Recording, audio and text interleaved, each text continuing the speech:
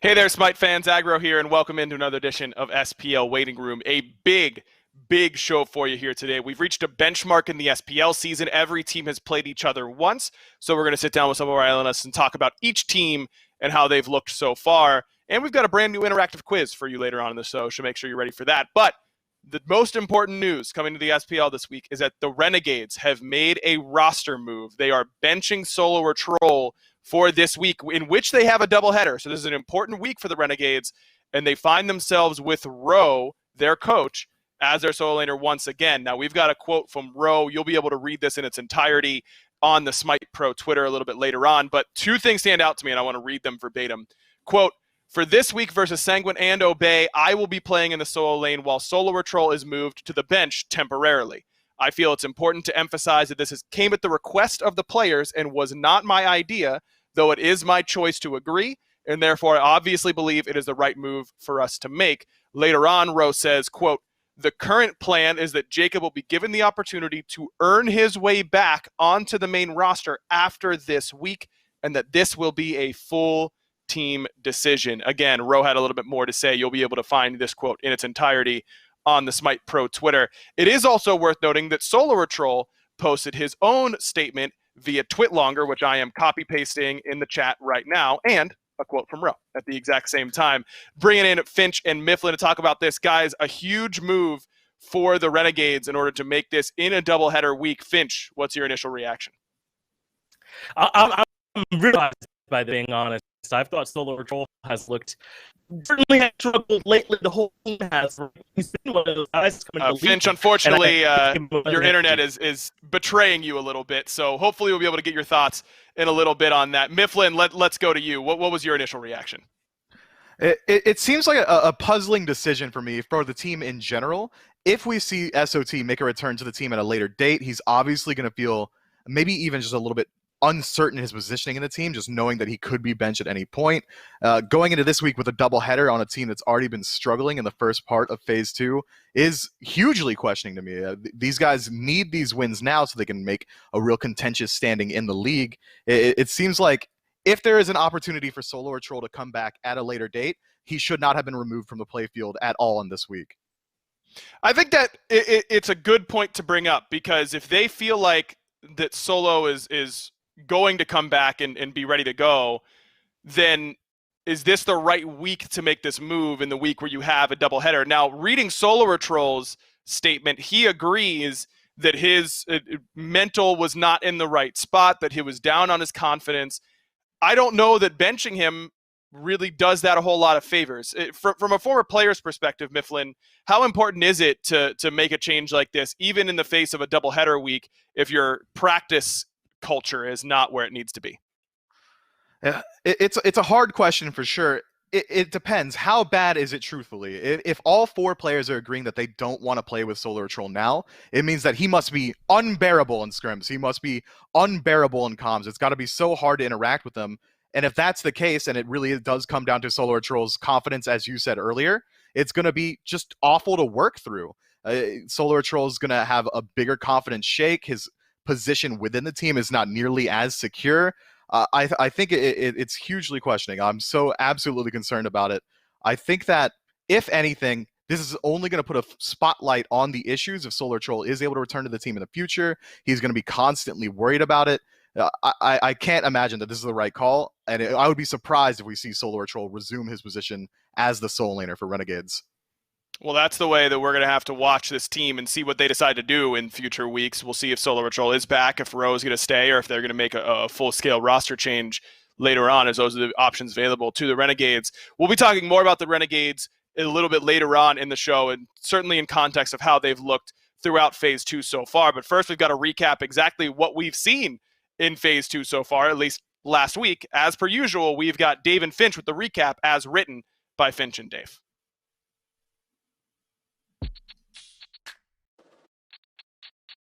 Welcome back to another episode of the SPL Weekly Recap. This is for Week 5 with Finch and Dulcin here. Remember, the way that this works is that we write these recaps for each other and then read them for the very first time live here on this program. So we're going to run right into it. To start off the week, we have one of the most anticipated matchups of the year, Ghost versus Radiance. Ghost came into this matchup fresh off a 0-2 loss to Sanguine, and Radiance a 2-1 loss to Space Station. So this one was to keep pace with the top of the standings. Radiance simply brought it on Friday afternoon and got the clean sweep over Ghost 2-0. The last set on Friday saw the LatAm Legends take on the Obey Operators. Sometimes the standings can mislead us, and sets that look one-sided end up competitive. I said sometimes, and this was not one of those times. Sanguine, who seemed to have gotten back into a rhythm the last few weeks, played their trademark style against Obey to great success. Yeah, Dave, I have to admit, this Saturday matchup between the Knights and the Renegades just feels weird to talk about. There's not much to break down, as it's an off day for Renegades, to say the least. 2 games, 2 blowouts in similar fashion, give Knights the set 2-0. The United had a nasty doubleheader weekend, starting with this set against SSG. So it's United here against SSG to end the day on Saturday. United fought valiantly, actually holding early game leads in all 3 games, but struggled to find ways to close out the game. SSG gave United every bit of their due respect and won a contested set 2-1. Yeah, Sunday featured 2 top versus bottom matchups headlined by Ghost versus Obey in the morning slot. Now, it is a 2-0 for Ghost, but Game 2 would be a lot closer than Ghost would have hoped for. If it feels like I'm brushing over Game 1, it's because that's almost the humane thing to do. 28-5 in kills for Ghost, and Sam has 13 of them on Nemesis. Final set of the weekend. As we move on to the conclusion of E-United's double-header weekend. And it was a real roller coaster in that most people seemed to like it and may be a bit queasy by the end. It was a great set for Cupid Mid, piloted by BMT and Hurrywind, and it was also a big set for early game leads, not meaning a whole lot. In the end, Game 3 wasn't very close at all, as Radiance sealed up the 2-1 win that was closer than anyone expected. United have looked better lately, but those consolation prizes mean less and less the deeper we go into phase number 2. What a lot of fun week number 5 was here in the SPL. Yeah. Always great to recap it with you, Finch. That is week 5 in the SPL, as told by Finch and Dave, and as written by Dave and Finch. Here's to looking forward to week number 6. Thank you, Dave and Finch. Of course, you can catch those in their entirety on the SMITE Pro YouTube channel, where you should be subscribed right now because we've got a ton of great content coming there, as well as SMITE VOD on YouTube. That's where you can find all of the VODs from the SPL. Speaking of Dave and Finch, we had Finch, now we have Dave. All-Star, subbing in, Let's tag go. team, baby. The tag team champs coming in. We got the other man, Dave Olson. Dave, thanks for stepping in on short notice because we've got a big segment here to go over. Every single SPL team has now played each other at least once, and these are the results. Radiance up on top at 7-1, Space Station Gaming at 6-1 in second place, and so on and so forth. E-United still winless through the first third of phase number 2. And I want to start, fellas, at the top, because this Radiance team is one that kind of struggled a little bit in phase 1. We expected a little bit more from them. They really hit their stride right before phase 1 playoffs. Went to the finals of phase 1 playoffs where they lost to Ghost, but they've really stayed red hot ever since. Mifflin, I want to start with you. What are some of the big keys that you've seen to Radiance's success? All right, thank you, Mifflin. Nice try there, buddy. We're having some tough times here on the SPL waiting room. Thanks everyone for bearing with us. So, Dave, the floor is yours, my friend. Talk to me about Radiance. Yeah. Tag me in. Look, I think the thing with Radiance is it's continuing this momentum, right? We saw in phase 1, it took them a little while to get things going, and completely the opposite on the first set of round robins here in phase 2. They only lost to SSG. They're in first place, as we've pointed out here. So it's kind of keep doing what you're doing. Keep pushing this meta to something that works for you guys. Play around adapting out of the jungle, who's having himself a phenomenal phase. I think it's riding the hot hand on this team week in, week out. I think Benji has also started to put together a good performance. The duo lane on this team has really hit their stride. I think momentum is key for this squad because we've seen what a slow start can do, and they made it to the finals of the midseason tournament. But now they're on a red-hot streak, so if they can kind of keep the wind at their sails, keep working this meta forward, I expect big things to continue as they play every other team a second time. I think highlighting adapting there is a good choice. He and Big Man Tings in particular have really impressed. And Mifflin, you were frozen in awe at the first look at Radiance. Some quick thoughts on what the first place team is looking like for you. I mean, it's hard to say what hasn't been said already because I didn't hear what Dave said. So at risk of reiterating, these guys are looking dominant. I think they get a lot less respect than they've really warranted themselves. A lot of the time when you hear players in general talking about the best teams in the league, Ghost Gaming comes to mind. But I think Radiance should be brought to that conversation, not just because of their standings, but because of how they've won their games. Always convincing W's. They're not dragging these games out to an hour long. They're always winning with the exact same strategy. They've identified their personality, their play style very early on in phase 2. They pulled themselves out of that rut, and it's looked incredibly strong. All the players have got diverse god pools now. I think as long as they're able to maintain that and not allow them to get in their own heads like we saw at the tail end of phase 1, they're going to continue to just absolutely dominate. Well, some of the teams that are going to go up against them are going to be teams like Space Station, who has also looked awfully good so far here in phase number 2. This team feels like a little bit more of a wild card than most of the other top teams, though, Miff. Do you see it that same way? I think so, and that's going to be any team that has players like Raph on it, right? These are guys who are almost completely contingent on what kind of headspace they're bringing into any individual week, unless you're talking about Cherio, who, as Finch likes to say, is consistently and perpetually pressed. This guy is constantly stressing out about whether or not his team's going to perform to the level that he knows they're capable of, because each individual piece of Space Station, in my mind, are in contention for best in slot in the league. Each one of these guys are veteran players who can perform at that absolute top level. Their teamwork, when it's meshing well, is phenomenal. They bring potentially the most diverse god pools, a la their mid laner, Dardes, playing whatever he chooses to on any given week. I think Space Station has the added benefit of being this team that is kind of ethereal in their playstyle, and that you don't really know what god picks they're looking to go for, which version they're going to bring. Sometimes Space Station wants to blow you out in the early. Sometimes they play that Sanguine will wait till 50 minutes and then blow you out in the late. I think that Space Station is not only a dark horse in contention for that number one spot, but a team that needs to be a real threat recognized by all the other players in the league.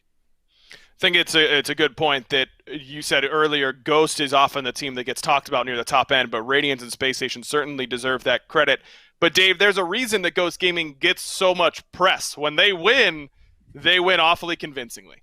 Yeah, it's not particularly close. I think it's very clear what Ghost does, right? I mean, they push you in the early game, they build this massive lead, and then they try to snowball things and finish things quickly. And Ghost, the only team in that top three that didn't trade a game with one another. They did lose to one of the other two top teams, but then they also lost to Sanguine earlier on, putting them here in this third slot. The only thing I think that you can be concerned about with this Ghost squad is that teams know that they want to get very aggressive early, and if that early aggressive pressure can be matched and maybe outdone, then it just is a in-game mechanical basis type of decision. But despite being in this third place slot, at their best, Ghost look near unbeatable, but they have been taken to the brink a couple of times, so I don't imagine they slip any further than top three here in this phase, because these guys have a clear-cut game plan. You know what they want to do. If Mike is having himself a set, it almost doesn't matter what the other four players are doing on the team. Sam is in that same conversation as well. Multifaceted, I think,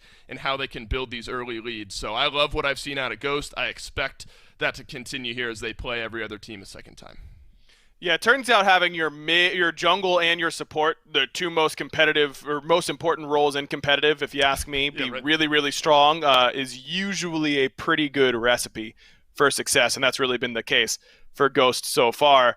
Sanguine is the other team, Mifflin, in the top four, and we feel like the top four, the top half of the league, has separated themselves pretty nicely from the bottom half, and Sanguine's certainly in that top half discussion. A bit of a slower start to phase two, but they've really found their stride. Sanguine is a team that is almost the antithesis of Ghost, right? They don't want to play that early game phase. They don't want, if they could load into a match at 25 minutes completely even and just have everyone be level 15 in the game, all 10 players, I'm sure they'd be absolutely happy with it. And I think that is simultaneously their greatest strength and also their greatest weakness, because Sanguine is so conflict adverse in the early game, because they're so unwilling to put up that fight. Some teams can absolutely just steamroll them. I think Ghost can very easily just run away with a huge lead and then not allow Sanguine to get to that team fight phase they're so accustomed to. But the strength of it is, if we are 30 minutes into a game and Sanguine is one of the teams in that match, I think you would be a fool not to vote for them to win. I mean, these guys play so incredibly well around each other that it just looks absolutely dominant. I think if they could just clean up the early game a little bit, maybe even move their aggression forward even 3-4 minutes normally, they would be potentially just the best team in the league. They've got a lot of talent over there. And you know what also stands out to me about Sanguine is that they always play the best gods. They're not messing around with weird god pools. They look at the tier list and they go, yep, one up top, please, and that's what they pick. And that's usually a pretty good way to play a MOBA, if you ask me. Now, I mentioned a quiz here, fellas. This is going to be something a little bit different. It's not just for you. It's also for all of you in chat. So there should be a little extension thing that you can click right around here-ish. I don't know how well that's going to work, but hopefully it does. And if you link your Twitch account, you'll be able to put your name up on the leaderboard. What do you get for winning? Endless adoration from chat, and everyone thinks you're really smart. That's what we got for you here this week. We're just doing this as a little test run initially, but maybe in the future we can look towards something like that. Also, worth noting, it does matter how fast you answer. these questions. So speed is key. Let's look at the very first question. Question number 1, who is Odin's wife? Dave and Miff, you got any thoughts here? Your multiple choice answers are Freya, Frigg, Loki, or Hel. That one. Frigg. Frigg. I buzzed first, though. Yeah, wait, what am I'm I gonna supposed give to that one to buzz? Dave. Do I just yell? No, I don't care. Okay, I don't know. I don't know any of these rules. We're literally doing this on the fly, and there are no rules as far as I'm concerned. So you can do whatever you Frigg. want. You were right, by the way. It was Frigg. Yes. Frigg is the answer. Not playable in Smite, but who knows what the future will hold. Question number 2. This one is going to be a little bit more esports focused here for us, of course, on the Smite Pro League stream. This player is the only one to compete at 6, that's how many there have been, World Championships. Your options: Captain Adapting, Twig. Barracuda, Trix Tank, or Captain Twig. Twig. Yeah, I mean, I locked it in already. You didn't even finish both the of you. question. I didn't need it to be finished, Dave. That's how sick I am. Really? saying- I mean, come are we on. saying Adapting's a 2-time. Are we just saying showing up at Worlds? If you play in that tournament bracket, we're considering that. That's Yeah, I correct. guess. I'm putting faith in Mifflin on this one. My history's not as extensive as Miff, so I'll put my weight on his answer here. I'll say Twig as well. All right, it's a good answer, I will say. But I mean, you got to look at Adapting, the 2-time. I will say that there were a lot more overall players who have been to every single World Championship before last year. We lost a bunch of big names. I think last year you could have said Barracuda if it were the first 5 Smite World Championships. But Right. once we got to 6, things got a little bit different there. I do believe you guys are going to be feeling pretty good about this one whenever we're ready to go, which is right now. It is indeed Captain Twig. And that brings us to our third and final question, and one that I think might give you guys the most trouble. This one a little bit more numbers based. So if you guys brought your calculators here today, I hope you have. What percent of damage does Final Judgment Thoth Ultimate do if instantly fired? 40%, 50%, 60%, or 70%? Oh man, mid laners and your weird abilities, man. Come on, Look, why it's- don't you it's just have always- normal abilities? It's always somewhere in the middle. It's never the lowest. It's never the highest. We're all in the middle. You give us 50%, 40, 50, 60. 50%. I'm buzzing 50%. So if normally you got to do the ho, and he does Right, the hands right. and everything. He's writing yeah. stuff down in his book. If you just go ha and you just fire Oh. right away, you think you're dealing 50% damage, Dave? You're tricking me. Yes, 50%. I'm sticking with it. This is bait. Miff, what are your thoughts? It's got to be 40 or 60 because Dave is very seldom right about anything. What the- I'm what's a going drive-by, 40. dude? Oh, Mifflin steals it away, though, of No! course, it's all about how fast you do it as well. 40% is the correct answer on that one. Nice try, though, Dave. I'm the one who ordered them, and I made sure that it wasn't always B. That's right. Everyone always guesses B. It feels like it's always going to be right. That's what we don't do about it here. Thanks, everyone, if you played along. Of course, this is our first test run of our interactive quiz. Hopefully you enjoyed it. I believe we will be getting some answer of who was on top of the leaderboards at some point during the show. Oh, and I'm just getting word you didn't link your account. So you're very smart in terms of Smite knowledge, but maybe not so much in terms of following instructions on that one. So make sure next time that everyone links their account so that we can actually give you the proper shout out there. Okay, back to the task of going over every single SPL team. And number 5th on the standings is Pittsburgh Knights. This team, just hard to lock them down on what they're going to do. I feel like them being in 5th is almost surprising based on how they've played in some of these sets. Dave, what have you seen from PK so far? I think in phase 1, right, it was E United was kind of the team where you truly just don't know what team you're going to get on any given day. And I think some of that has now shifted over to the Knights here in phase 2. I love that kind of we drop off with Sanguine playing the best picks. You're not going to see anything out of left field where it's kind of the opposite with the Knights where these guys have kind of specific picks that work for them. I'm going to shout out Neil and his Robin support that it was in the game, he loaded in there, and the rest of the team was able to win around him. It was there, and I just think it's such a difficult team to lock down. Where week after week we're deciding on who's going to win these matchups, and it always gives me a pause whenever we come across the Knights because we have seen the late game powerhouse team fighting team that will not be denied on any given day. Cuvo Fred runs wild, etc., etc.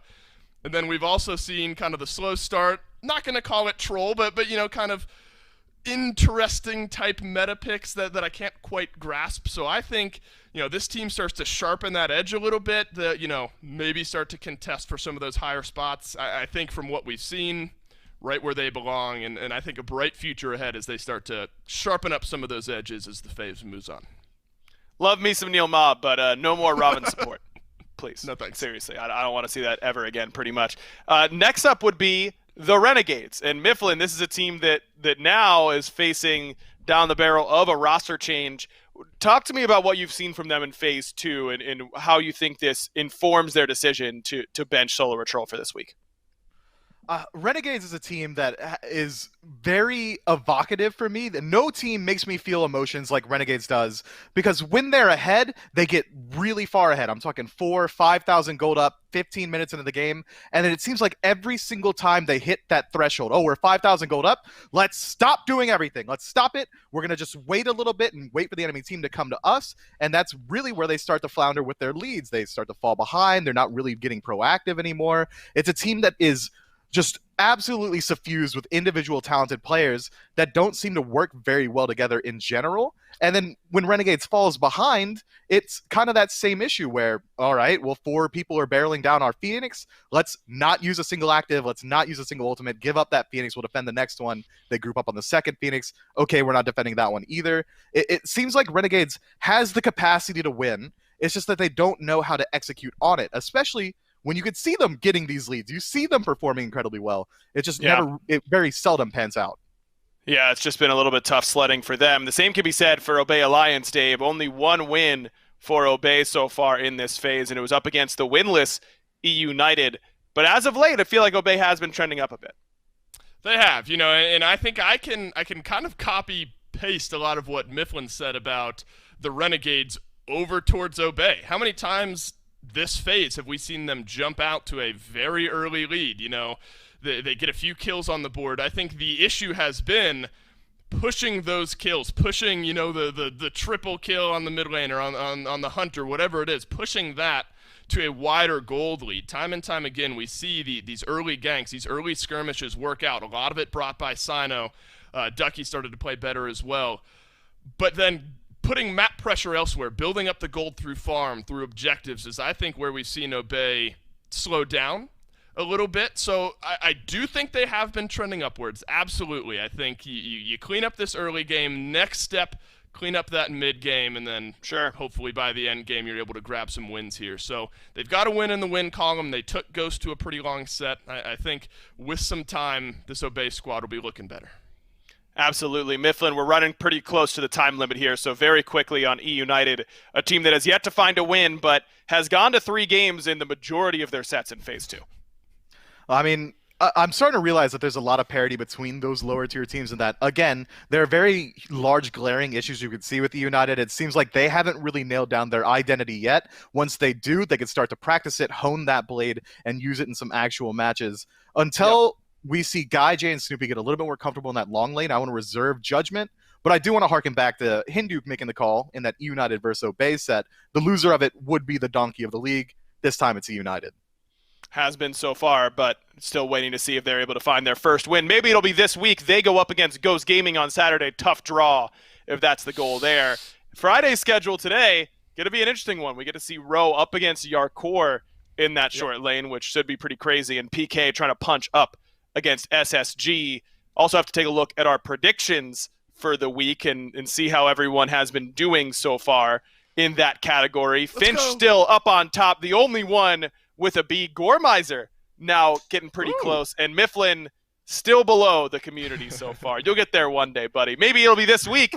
Let's take a look at what you've picked and what everyone has picked. We've all got a pretty clean sweep for SSG and Sanguine here today. It isn't until we get to that Renegades Obey set. A lot of blue votes there, Miff. Normally you're a little bit alone in that category. We'll see if they're able to pull off the victory up against the Renegades with Rowe in tow in the short lane.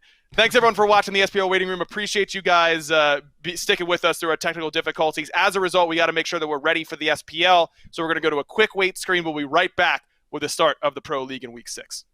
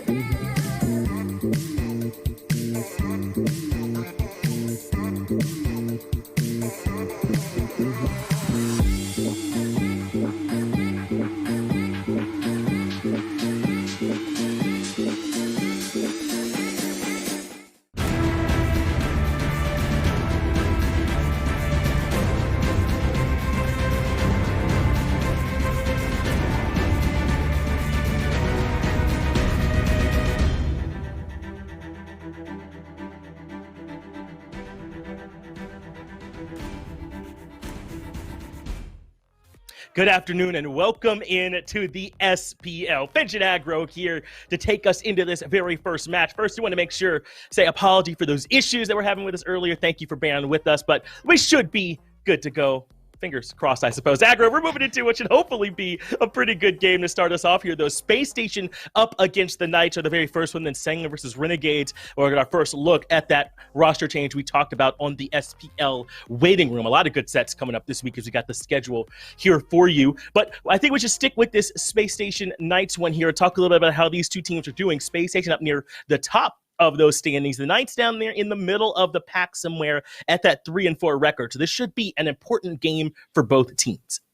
Space Station trying to keep pace with Radiance and tie them again for that number one spot at 7-1. And PK trying to break the narrative that is the top four teams against the bottom four teams have not been particularly impressive, at least for the bottom four. But last week, don't forget, that's what I talked about on last week's episode of Waiting Room, that I was surprised we hadn't seen any upsets, because that's what really happened in a ton of Phase 1, and one of the reasons why it looked so competitive. Last week, we started to see that maybe it was trending back towards the bottom four being more competitive, with both Obey and E United looking really, really good against top end of the SPL teams. So this is PK's opportunity to prove that it's not a 4-4 split, that they have to look competitive here today up against Space Station, which is not an easy task, because I feel like SSG is really starting to hit their stride. They really are, and every time we talk to them, they're happy that they're hitting a little bit sooner than they did in Phase 1, where things opened up for them with a little bit of trouble. And I think that with this squad, with Space Station, for me, it is Nika, Churio, and Dardes. When those three players are playing together, when they fight on that solo side of the map or with the mid lane sort of involved, I think that's when this team looks unbeatable. Obviously, Raffer and Vote play very well for this team as well, but I think what really sets them apart is that slightly different 3v3 than maybe what we see normally. It's really, really difficult to handle, because you never know what these guys are going to pick. Dardes is going to pick something a little bit weird. Chang'e, he's played this phase, like, who knows what he's going to pull out. Dardes has looked a little bit less dominant than usual. I think that if there's anywhere where PK might be able to try and find a win, it's in that mid lane, just because Paul needs to step up a whole lot in this set. They have to hope that Dardes is not playing at peak efficiency, and that Paul can bring one of those iconic carry performances from himself, when he's really also been a bit of a weird spot. I feel like mid laners in general have had a bit of struggles this Phase 2, Captain Twig being one of the notable exceptions alongside Big Man Tings. Those two have really shined. Both Paul and Dardes, usual stars for their respective teams, have had some quiet games more so than we'd expect. I wonder what Paul's going to bring out today. They're going to need a lot from this guy if they're hoping to beat Space Station. I think you're right to sort of point out that Paul is one of those pieces they need to be playing consistently. I feel the same way about the jungle. That jungle mid for the Knights, I feel like it's not been quite as scary or strong as it normally is, right? Cubo Fred is just one of the best that's ever touched it, full stop. That's how good he is, and he's got Paul right there next to him just as strong. And it feels like at times we aren't quite getting exactly what we need from them. But I think it is a team-wide sort of thing where the Knights are not completely playing as well as we know that they can, and hoping that they can bounce back here today up against Space Station. Just not going to be an easy task for them. Let's move into the picks and bans for game number 1 and see exactly what tools these two teams will be taking into an all-important matchup. Space Station will be in that first pick position. And so far, I don't know, have we seen any real big kind of leanings towards first pick or second pick so far? It kind of just looks like sort of to each their own. Yeah, I feel like first pick is slightly more favored right now, but that's kind of what you expect first pick to be, is slightly more favored. So I don't feel like there's a huge disparity in strength on either first or second pick. What I'm really looking forward to in these picks and bans is how PK is going to set up that right side of the map. When they've looked their best, it's been when Scary D is really, really popping off and making sure that Fred is able to reap some of that reward by having his right side jungle either completely untouched and he's able to go and get it all himself, or he's able to start invading because Scary is so far ahead. That's what happened in that PK set, or the PK Renegade set a couple weeks ago. So I'm looking for what PK is going to do for Scary in particular, because I'm also looking at that short lane as a real win condition for them. Well, you're seeing the impact that Dardes could have on a picks and bans phase, as PK have to spend both of their bans essentially on things that, I mean, Aphrodite maybe you'd normally ban, but these don't traditionally come to mind when Yamoja, Cthulhu, Freya still out there, Nemesis. You might want to take some of those picks away. Instead, you kind of have to limit Dardes. You take away the Aphrodite, you take away the Hera, and try and bring him down into the realm of mortal men, where hopefully you can beat this guy. Yeah, it's really tough, and it's a great spot for SSG to be in. It's a huge part of what historically has made PK very strong, is that you have to ban away so many Paul gods in the first phase. That's starting to go away. I mean, you look at the bans that SSG have here, those are pretty standard. The Persephone certainly is influenced by Paul, but we see Hebo bans, Hell bans, Merlin bans. It's not really needed anymore with the way that this team has been playing. And I think that does really limit them. And you look at what PK is able to, or forced to do, because of what Dardes has available to him in the mid lane. It opens up a really easy Amaterasu pick here for SSG. Yeah, get that in Anika's hands, and you're always feeling good. But just as you mentioned, the Knights are wanting to make sure that Paul is comfortable. They pick up that Habois. Now, the Nemesis is still out there. The Freya, as I mentioned, still out there as well. A lot of really strong picks to still take, but the Knights are prioritizing kind of a comfort pick for Paul. Certainly a strong one, not as if they're giving up a lot because he's so good on this Evo, but maybe not picking what you would normally take from the top. And with this ROM, now there's still plenty of strength to come back around for PK on the backswing. There is, but don't forget this is being played on the live patch right now, where bonus balance has gone through. Ring of Hecate has been nerfed. Freya has been nerfed.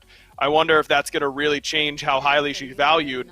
So far, it did change at least a little bit, the fact that she got all the way down to the second pick for SSG on the backswing, but we'll see if she's able to bring as much value as we expected. Her early game now even worse than before, and then that Hecate payoff, maybe not quite as strong. I'm definitely going to be keeping my eye on that pick and how Vote's able to pilot it.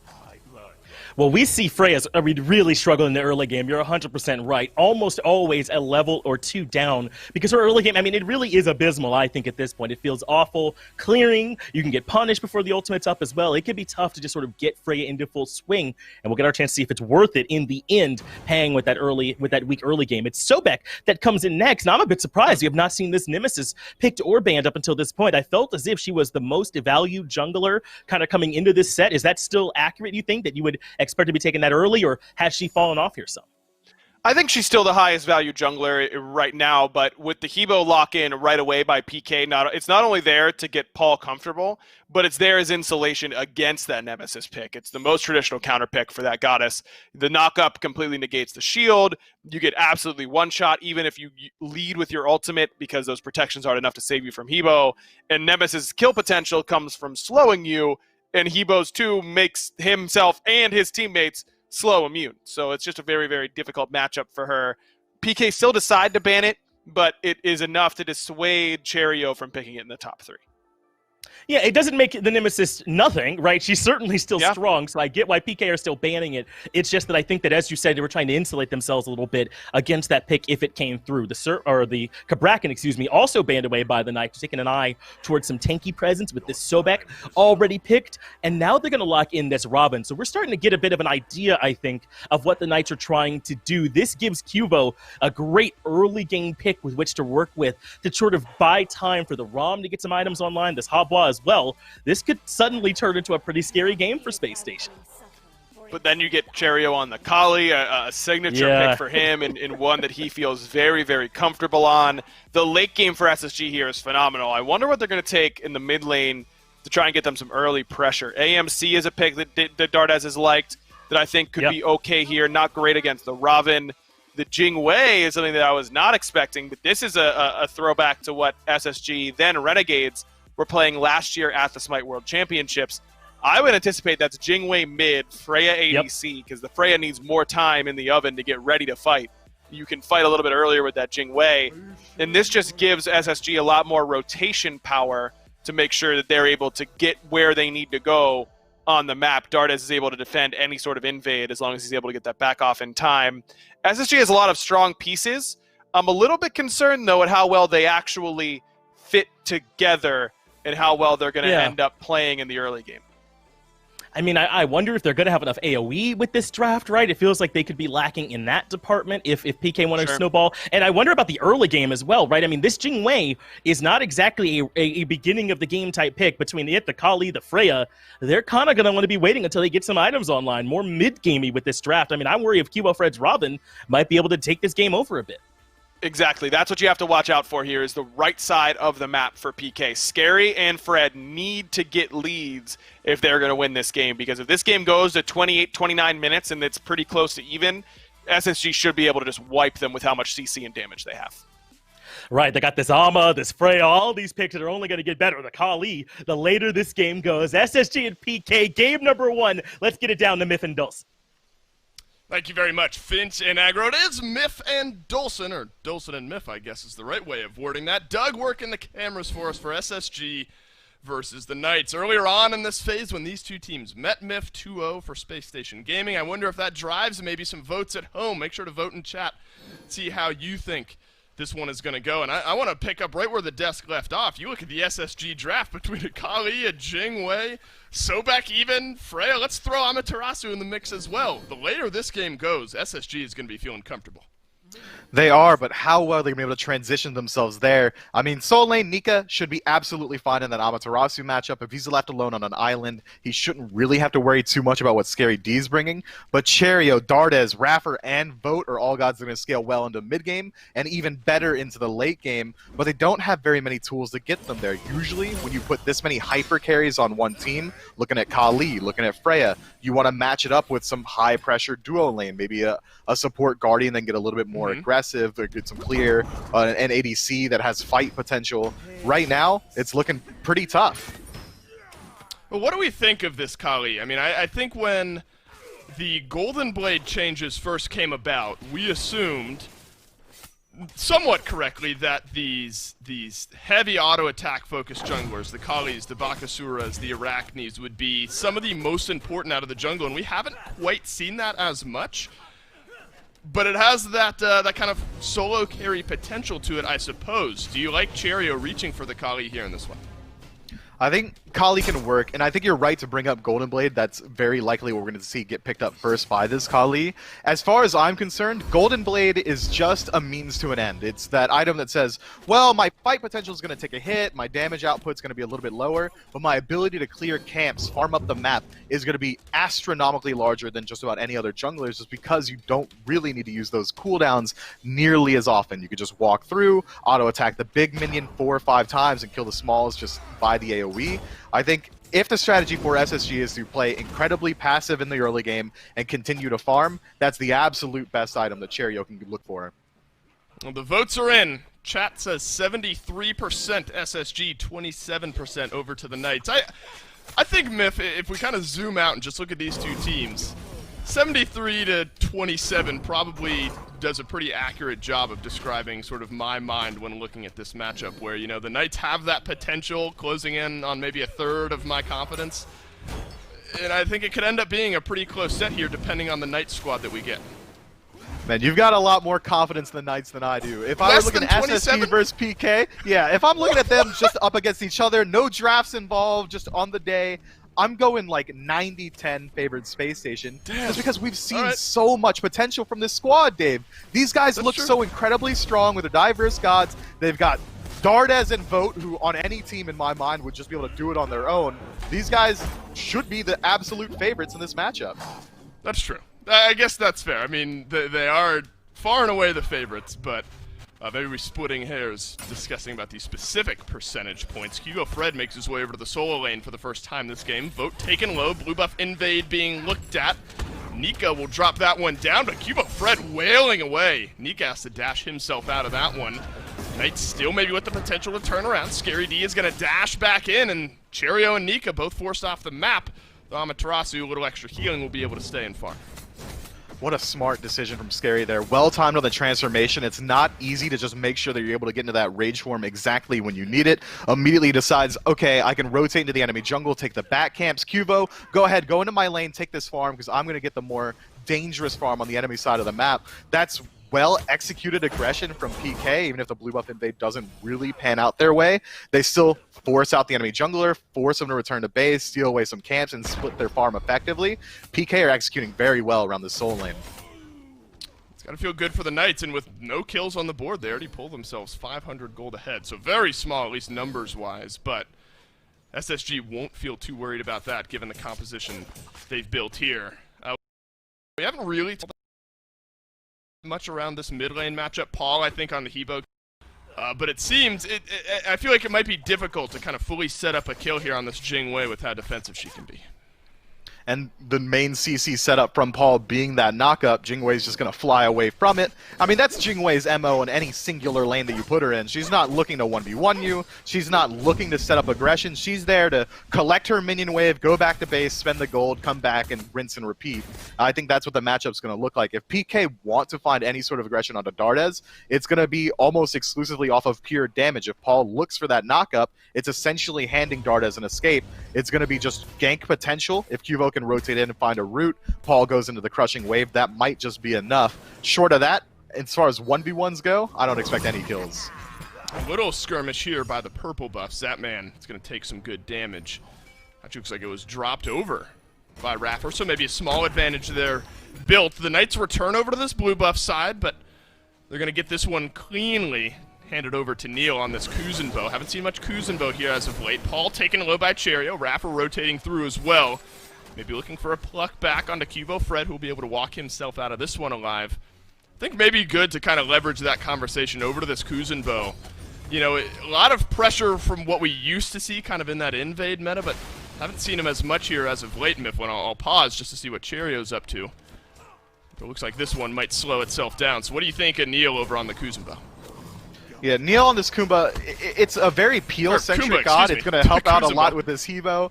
I think it's a very strong pick in general. It's one of the most truly defensive support picks you can look for out of that Guardian role. We'll see how well it pans out for him on this red buff invade. And moving in towards it.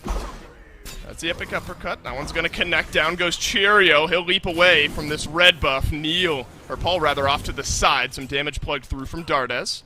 Makes his way back. The tier 1 tower here in this mid lane taking a lot of damage. Space Station have forced a decent bit of pressure there and could see a small gold influx. Paul hasn't really been able to find pressure on the opposite direction much so far in this game. Yeah, that all comes when Raffer rotates into that right side jungle and forces Paul to retreat off that Kali poke. The entire time, Dardes was trying his hardest to push down this tower. If they are able to take it out early in the game, that's going to be a huge boon for Space Station, just removing that bastion of safety in the center of the map. That tier 1 mid tower is deceptively important for early game Gold Fury fights. If PK rotate in to defend or even try and aggress onto it and Space Station are able to force them backwards, normally we'll see teams retreat into mid and then try and back up that way. Without a tier 1 tower there to stop any aggression, Space Station could very well just steamroll them there and move on to an even bigger objective like Pyro or Fire Giant a little bit later on in the game. PK are going to want to keep that tower alive. It's been a very steady 500 gold or so lead for the Knights. Hasn't increased. Maybe a chance here. Neil stunned down. Dardes rotates over. First blood down to SSG, and it's Dardes who picks it up. Talk about getting some scaling going. The blue buff invade, no good this time from PK.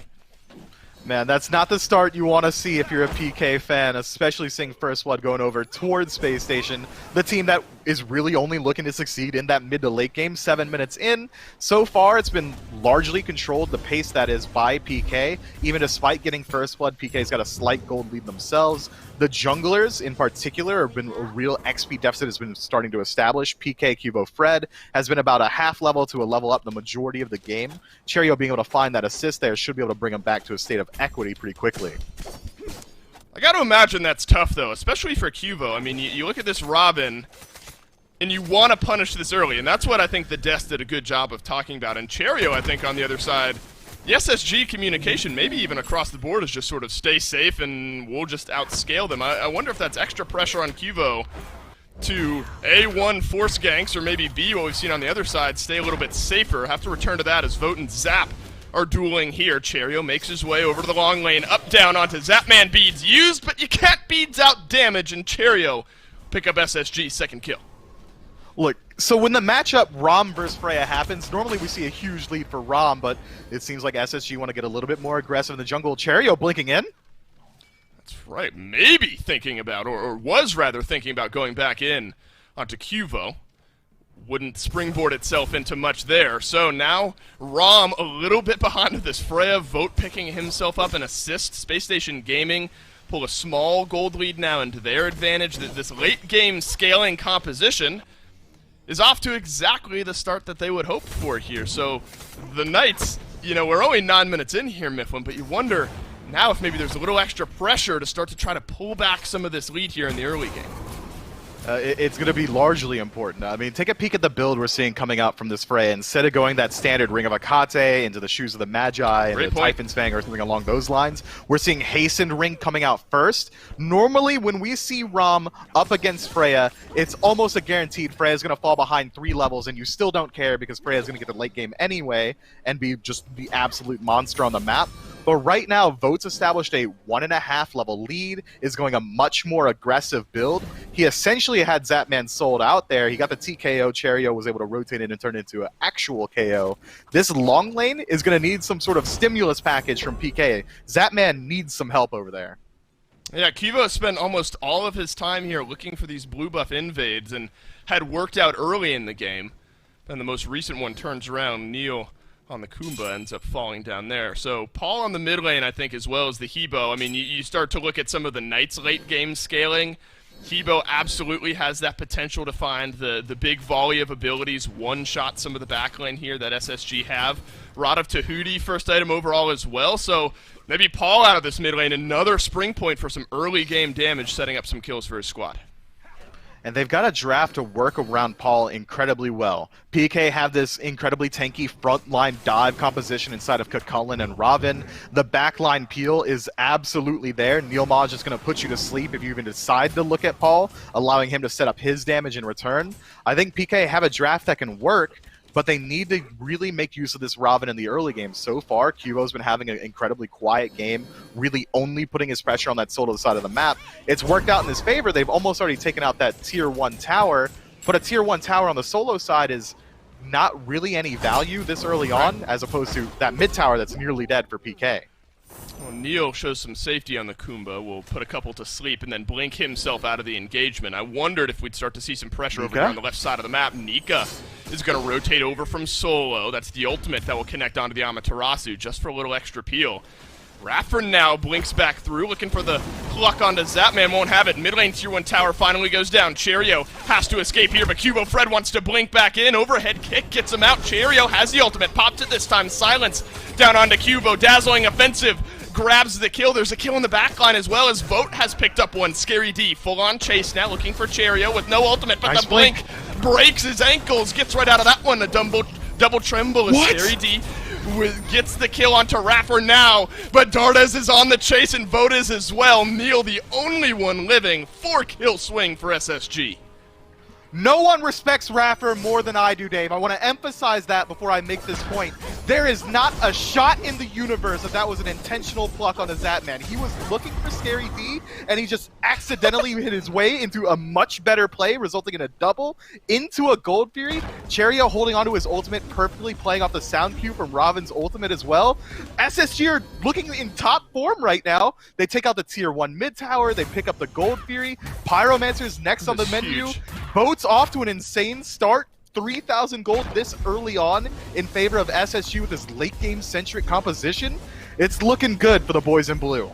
Yeah, that might even be an understatement here. Maybe you're right, Mifflin. Maybe I'm way off base saying 27% seems low, because all it takes is that one big swoop and suddenly it's a 3,000 gold lead in a game where things have been 500 at most, and then even for the large part of this early game. So now the Knights really backs against the wall. You gotta be careful fighting into this Freya. 2-0-2 now for Vote. Still no Ring of Hecate in that build. I find that interesting, but the Freya likely will still be swinging a good bit. Sick juke shoes from Zapman to make sure that Cherio wasn't able to find the aggression there. With no beads, a stun coming through could have very easily resulted in that Rom's life. I like the aggression from SSG. It's hard when you go into a game knowing that SSG really wanted to play passive this early on. They realize that they pull a lead on the early and they can look for this aggressive playstyle. They've really adapted it on the fly and it's looking incredibly strong. Now they can put pressure anywhere on the map. Sure, PK pick up a Pyromancer, but instead SSG are going to take out that tier 1 tower and duo, making it much harder for Zapman to farm at this point in the game. SSG are just putting those final nails in the coffin as they start to transition into mid. Knight's able to answer back with a tier 1 tower in the right lane as well. No wave to continue pushing into the tier 2. Pyromancer, as you point out, locked down by the Knights, so the 3k gold lead shrinks down to about 2.5. Scary D, though, being looked at. Darda is hovering just around the side. Cubo Fred here as well. They've got the knock-up on this Kukulkan. Rage bar low, though. You won't have the transformation in time for this fight. Zapman takes a good chunk of damage from Vote as well, so small disengage now on both sides. Not much, really. I mean, maybe this is the point in the game where there's not all that much on the map to look for. Maybe that's why SSG are starting to look to push in and engage on some of these fights. So this is where maybe the Knights need to try to slow down and farm things back up, but I don't think SSG are going to give them the chance. There's just not much left to fight over except for this red buff. Vote's here just about alone. Cherio right behind him. Neilmot might be in some trouble. Run away, Neil, run away. And he's able to, but he has to burn the ultimate. How many times now have we seen Neil doing kind of the opposite of what you want this Kumba to do? He's had to blink defensively, ult defensively a couple times, use the sleep to disengage from these fights. SSG have just been piling on Neil, and we haven't seen him have the availability to try to engage these fights for his team. So I think tough going here, whereas on the other side, Raffer has been free and clear to walk forward and find plucks for his squad. I mean, it's not exclusive to Neil, this pressure that he's feeling. Paul as well, Cubo, Fred, Zapman, all have been under constant pressure. The only one who's been able to look for proactive plays was Scary D through the help of the Robin in the jungle, and even then, all they find is a tier 1 tower. Oh, it's a nice double stun, blink in from Cherio, but he'll have to leap away here. Like the idea from SSG, they want to continue pushing this forward and try to build this lead as best as they can. 15.5 minutes in, still hovering around this mid lane. Knights realizing maybe safer in a group, but maybe that's not the case. Scary D being looked at on the back end by Nika. Is this Fury now maybe 1 minute and 10 seconds left away? That's maybe why you see SSG start to pivot over towards this left side and drop some ward coverage.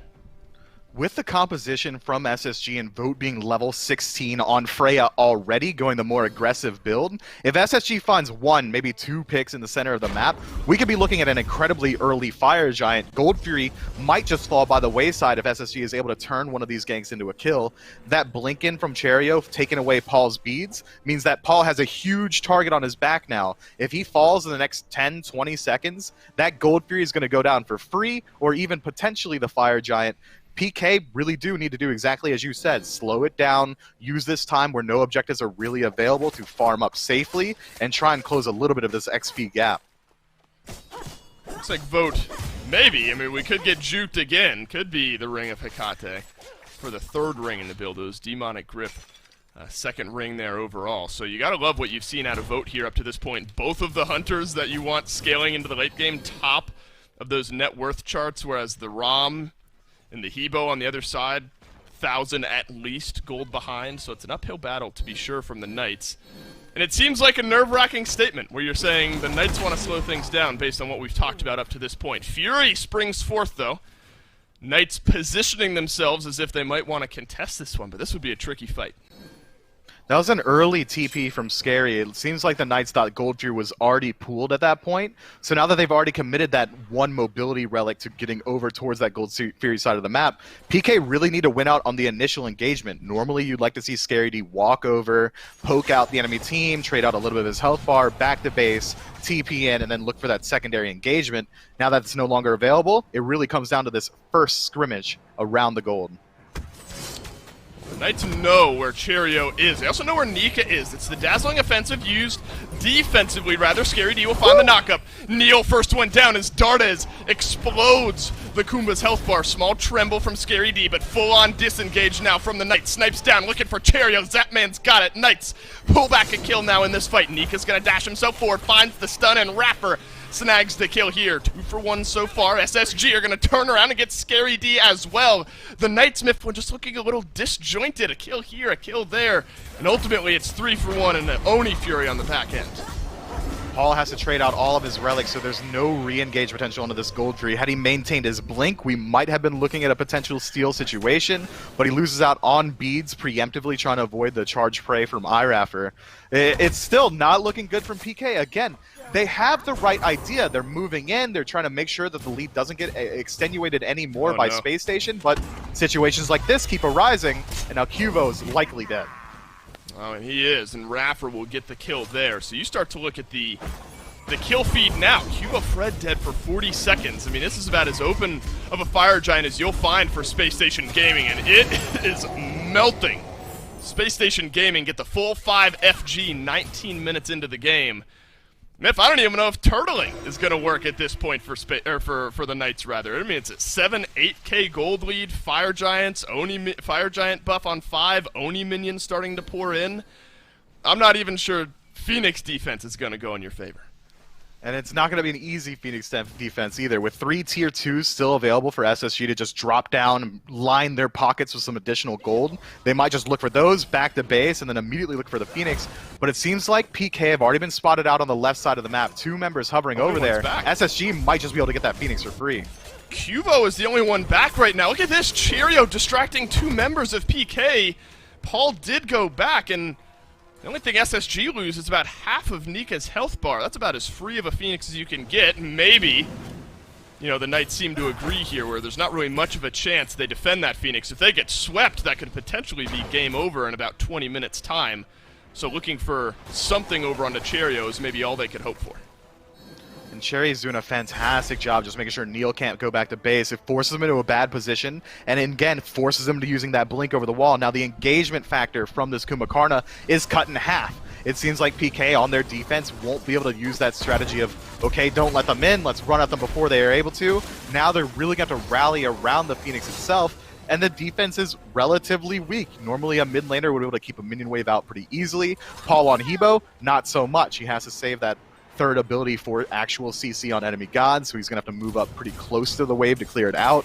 Cuvo being level 15 and going for this more bruiser build with the sledge means that his damage output, not very high. His survivability, incredibly low. Scary D's also level 16. The defense is going to be so tough. Normally, when you have a Freya on your team, you could say, well, at least they're not going to be able to really damage out these Phoenixes too easily. Sure, they might be able to kill us, but our structures will be safe. But because Dardes is elected to play this Hunter in mid, they're not even taking any weakness there. It's just looking like a pretty smooth sailing invade, or not invade, a siege rather, for Space Station. This is about as methodical, I think, as it comes. And this is the conversation we always have around this SSG team, and why you were so passionate kind of in saying, you know, 27%, Dave, doesn't even do it justice, I don't think, to SSG. And you know, it largely doesn't, based on what we've seen here so far.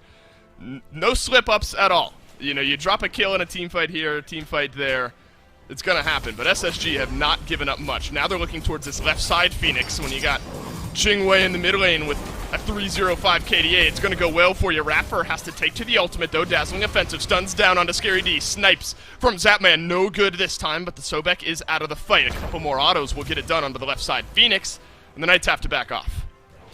Both side lane Phoenix is now down for another minute at least, and SSG, the only one low on their side is Raffer, with Fire Giant and Sickening Strike if he wants to just maneuver around these waves, is going to sustain it up relatively quickly, and now a couple of actives are down on the side of PK. Neil doesn't have any of his, that's no Aegis available for Zapman, means that any damage that comes his way is going to likely put him 6 feet underground, and SSG are doing a fantastic job splitting this push.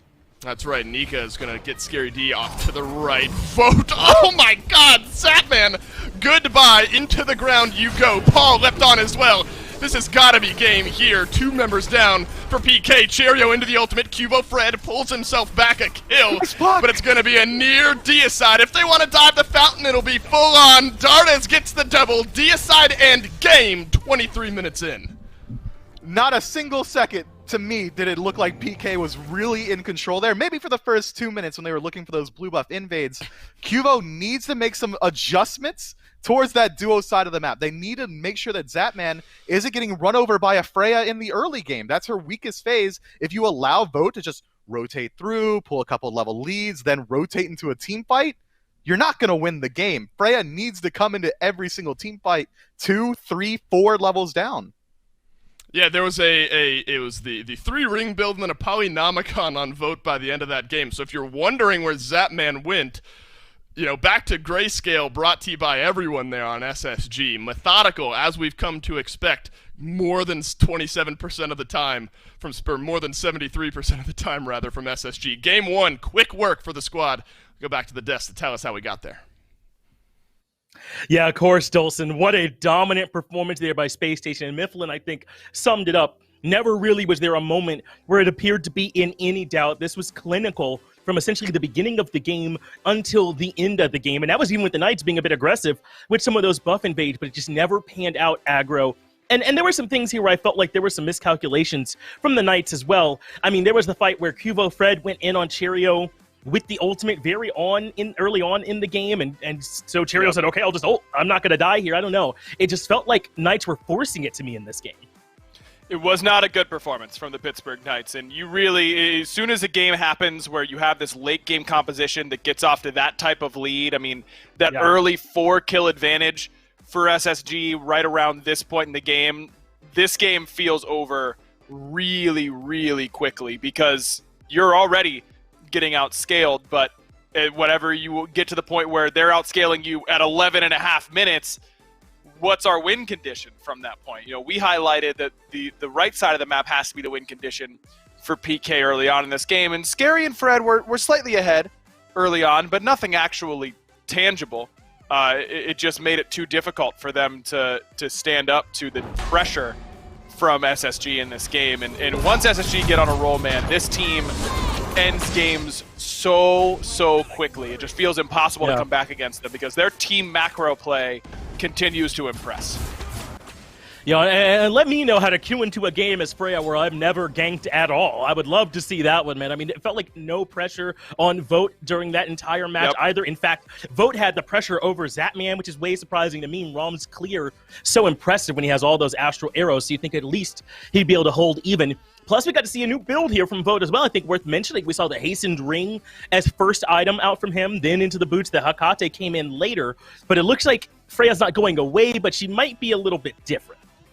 I like it. I like the Hastened Ring. I think that's always been a huge power spike for her. Hakate was just so nuts that it was worth buying anyways early on, but overall, I think that this build is one that we could see a lot of success with if you're a Freya player, because you just become unboxable as soon as you get Hastened Ring, because when you hit 2 and auto-attack the enemy god, they're slow, you have true haste.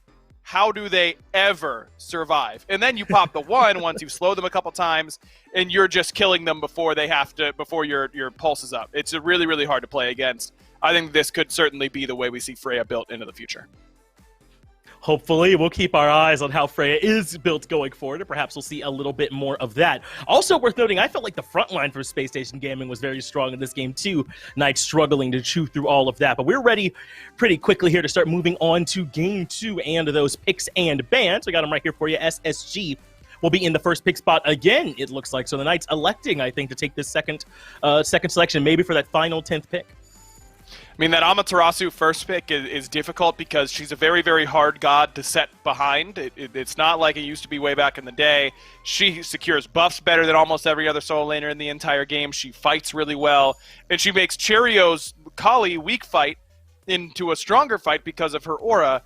I don't know if that's going to be the easiest win condition if you're willing to give that up to Nika in this game. So PK, in my mind, has to really go with a different strategy. The right side of the map pressure did not work in that game. I don't see a world in which you can keep Nika off of both Cthulhu and Amaterasu. So maybe it's trying to gank the left lane a whole lot. If they're going to pick something like Sobek Freya, that should be kill potential for you. You'd think so. Being able to go over there and bully them shouldn't be too hard. So far, though, Aggro, these bans are looking the same, exactly the same so far. And I don't know if we'll see adjustments in these very first few bans. Maybe the Knights are looking to take away the Alma, but sort of as you said, you're banning Cthulhu here last time, so does it make much difference? But this is sort of a mid-ground, right? You ban the ROM here instead. That means that you get your choice of, or not your choice, but whichever one's left over between the Cthulhu and the Amaterasu, so maybe you can battle out better in solo lane that way. Plus, you get the Freya if you'd like, so this is interesting from PK. I imagine they'll go Cthulhu and Freya in this spot. Could also go Nemesis if they so choose. Yeah. Maybe some temptation to take that Hebo away from Cherio once again. I think that you might be able to not pick the Cthulhu at all in this spot and wait until the third pick. You go something like Hebo and Freya together or something along those lines, but looks like PK want to keep that Jingwei out of the hands of Dardes. This is just confusing to me, though, Finch, because Jingwei, when you see Jingwei picked this early, it's almost always because you don't want to telegraph the rest of your draft. You don't want to give up a whole lot of information. You change your bans, and then you go Jingwei Kuzenbo. The Kuzenbo makes more sense to me than the Jingwei. I think they will take Cthulhu in that third slot, but nothing there priority for Paul, nothing priority for Fred. I don't know. It's not. It makes sense. It's not bad, but I'm just a little bit surprised at the direction that PK went. Well, we'll get our chance to see if Space Station do decide they want the Nemesis this time around. Remember, PK proved they were willing to ban it almost instantly when they got to that second ban phase. So if SSG won it, they'd take it here. But it looks like they're okay passing it. This Sobek for Raffer, and I think this is worth mentioning, he had a great game. I mean, these plucks were setting up some fights too. He was nigh unkillable, it felt like, especially throughout the beginning of that game, as opposed to Neil, who even with that passive was still dying, it felt like, in some of those early situations. So I don't think you'll ever complain if you've got Amaterasu, Freya, Sobek as your top three picks. Wow, they go back to the Cucullin. This is where it becomes a real head-scratcher for me, Finch, that if you aren't going to be taking the Cthulhu and you don't value it, are you... maybe they just had an off read on what SSG was going to do in Game 1. I think that PK probably came in gambling that they would leave maybe something open and that they wouldn't take Ama. I don't know. This just feels kind of odd to me. If you're not going to take Cthulhu in that slot, you might as well ban the Ama in my mind, but maybe not. I don't know. This Cucullin just wasn't able to get enough pressure alongside Robin in this exact same matchup. So unless PK are going to vastly change the way their mid and jungle picks work, I don't know how they could expect things to go a whole lot differently in Game 2. Yeah, it's interesting. I mean, I almost would think that wouldn't it make some sense to maybe take, some other pick, and then if you're okay with Cucullin anyway, you take it later. Maybe SSG come around and ban the Cthulhu.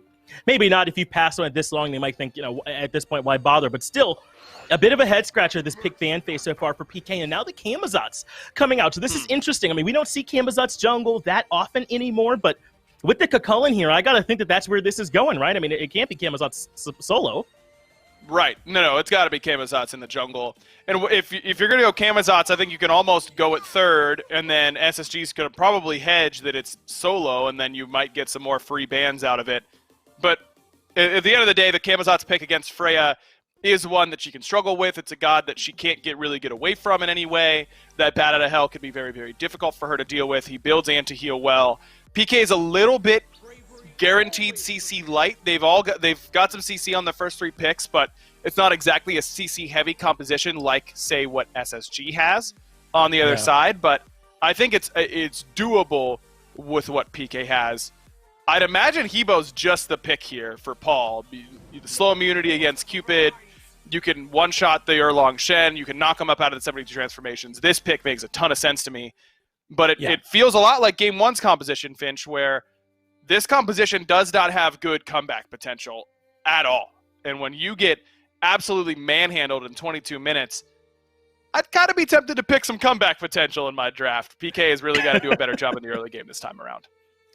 Right, and just to make sure it's clear, this is a composition that isn't going to provide a lot other than damage, and if they're behind, they're not going to have that much damage, right? How valuable are Kukulkan or Camazotz or Hebo if they're behind, as opposed to maybe some other picks that could still find some value, even if they did fall a bit behind? Meanwhile, as you said, SSG now have a ton of just team fight potential, don't they? With this Ama, with this Sobek, with this Cupid. And then to help get them there, this Erlong Shen can sort of bridge that gap as well. Cupid's certainly not bad, even from the beginning of the game either. Yet again, I think Space Station drafted a composition that makes sense to me throughout multiple stages of the game, whereas PK, not only am I not 100% sold on the order in the way that these picks were done, but even the final result that they have here does seem to be a little lacking. I mean, you look across the board at the strength of the characters of each of the two teams.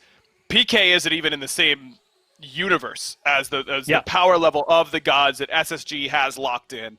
I think basically across the board, I would rather have the god on SSG's side than PK's side in terms of just what their kit's going to do at a base level. And then you add in SSG's level of execution and the way that their teamwork is really factoring in right now. I think we're looking at a 2-0. As much as it pains me to admit that Mifflin might be right, maybe 27% was a bit too much. I'll get it back down to Dulcin and Miff for game 2.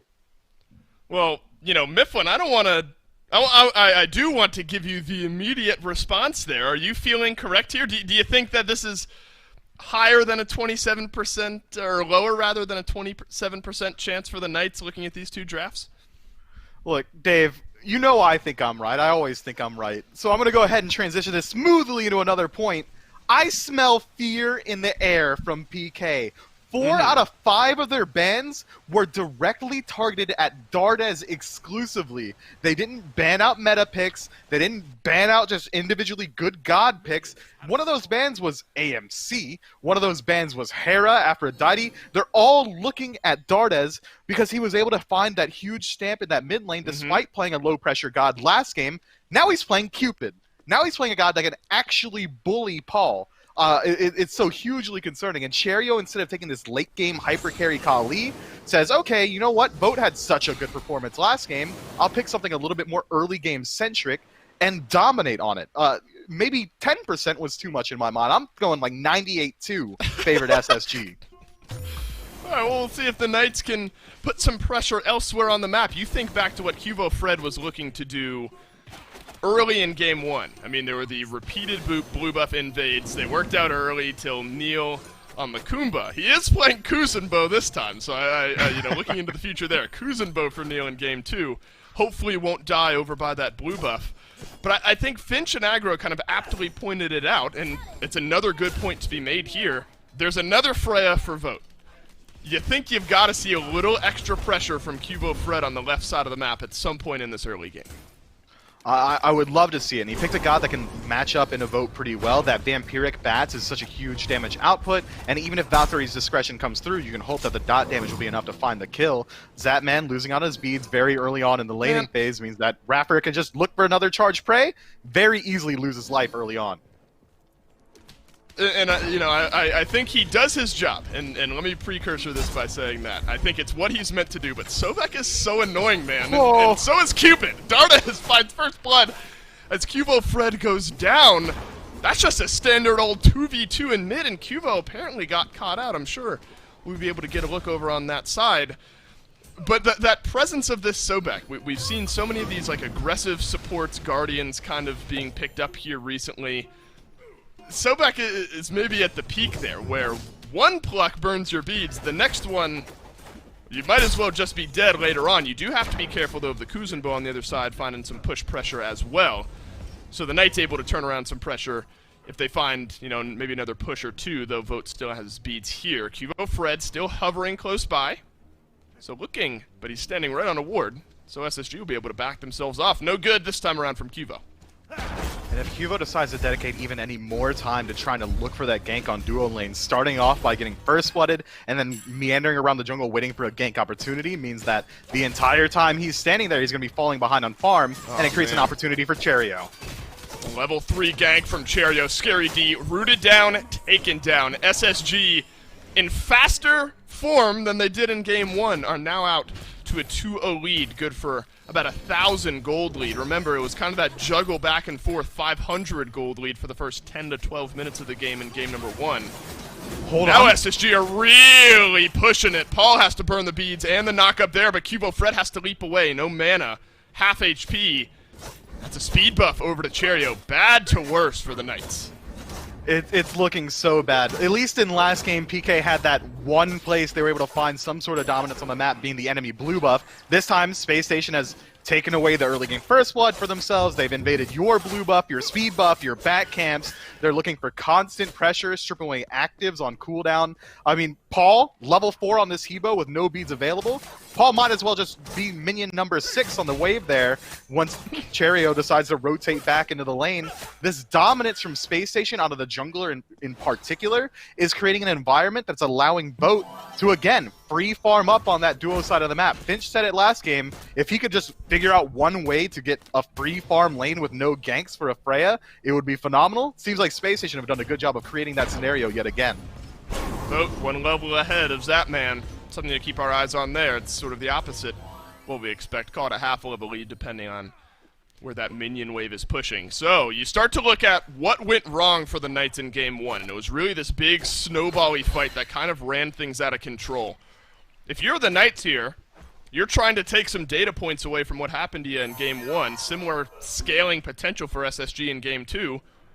Are there any immediate changes you can really make? Or are you in full-on farm mode, trying not to fight? What are you thinking here if you're the Knights? You got to look for some sort of early game lead. Aggro pointed it out already that the Knights' draft doesn't have comeback potential. So being down 1,200 gold, not where you want to be. You got to look for constant aggression. Dardes loses out on his beads and is able to dash out of the tower. Well played from Neil. And it's going to have to be Neil burning the beads because he's really the only one on PK that has any really confirmable hard CC. SSG move their way into the blue buff now on the Knights side of the map. So it's you've seen a speed buff get stripped away, now a blue buff over here that obviously lends us to believe that Cherio's going to be looking towards another speed buff invade. Raffer's going to blink in, find the pluck back onto Paul, rolls out the carpet here, root nearly enough from Cherio. 9 turns blessing now over onto Cubo. Fred has the bat out of hell if need be. Zapman is rotated over, but so has Nika. It's the bat out of hell for Cubo Fred to move between the tier 1 and tier 2 towers. Raffer will spring forth, has a pluck, and maybe a second or two. If nothing else, SSG bought pressure, and now another successful invade on the speed. Invade my speed once, shame on me. I shouldn't have let it happen. Invade my speed twice, throw up the F6 vote. It's the most frustrating thing that could happen to a jungler. And now Cubo's already limited farm, being a jungler, not having waves just walking at you, is getting stripped away by the enemy team. The rest of his team is pretty far behind as well, so even when he farms up those red camps, those back camps on the opposite side of the map, he's going to be 2 or 3 man splitting it with Paul and Neil. His farm is coming few and far between, and that's why we're starting to see this 2-level disparity coming in favor of Cherio. These are always the tough ones to kind of look at as, you know, a Knights fan, of course, but Aggro, I think he worded it very well. It's like game 1 was over 12 minutes in, and you and I are just kind of watching the rest of it unfold for the last 10 minutes. At that point, it was just waiting for the towers, the Phoenixes, and the Titan to fall. It's not as drastic here in game 2 just yet, but a 2,000 gold lead in half the time that SSG built that in game 1 does lead for some concern. Now the mid lane tier 1 tower is down as well. You talk about being able to wrap in behind these red buffs, these speed buffs. The Knights need extensive ward coverage on their side of the map because Cherio's just going to keep doing this, keep making his way in, trying to look for something. I'm going to pause and see if Blue buff invade will be there. It is 9 turns Oh my blessing God. on the Cubo Fred. Cherio does so much damage. Gets the heal here, but Neoma in on the rotation as well. 3 versus 3. Push back in onto Nika, but the Zama's not taking much damage. Fields of Love down. Neo has to pop the ultimate there as well. Dazzling offensive, no stun. Nika the lowest of the bunch, but Pittsburgh Knights definitely behind on the health meters. These invades are so strong from Space Station. PK are going to need to make an even more concentrated effort to put up any sort of defense there. I'm talking 4 members strong on the blue buff before it spawns if you want to stand between Space Station and that invade. And so far, it hasn't really come through. You pointed it out, Cherio's damage is insane. We got to see Cubo's health bar at 50%, and that's after the Vampiric Bats has already healed him. And there's really no anti-heal online for Space Station just yet. It could be a Brawler's Beat Stick coming up for Cherio. I'm thinking it's more likely going to be a Crusher to feed into that attack speed and the steroid that Erlang Shen brings. But there is a silver lining for PK. Space Station's late game draft isn't nearly as individually strong as it was in Game 1, so this lead doesn't mean as much as it would have had it happened in Game 1. There's no Kali they have to worry about. It really is just this Freya bringing that huge pressure as he transitions into the late game.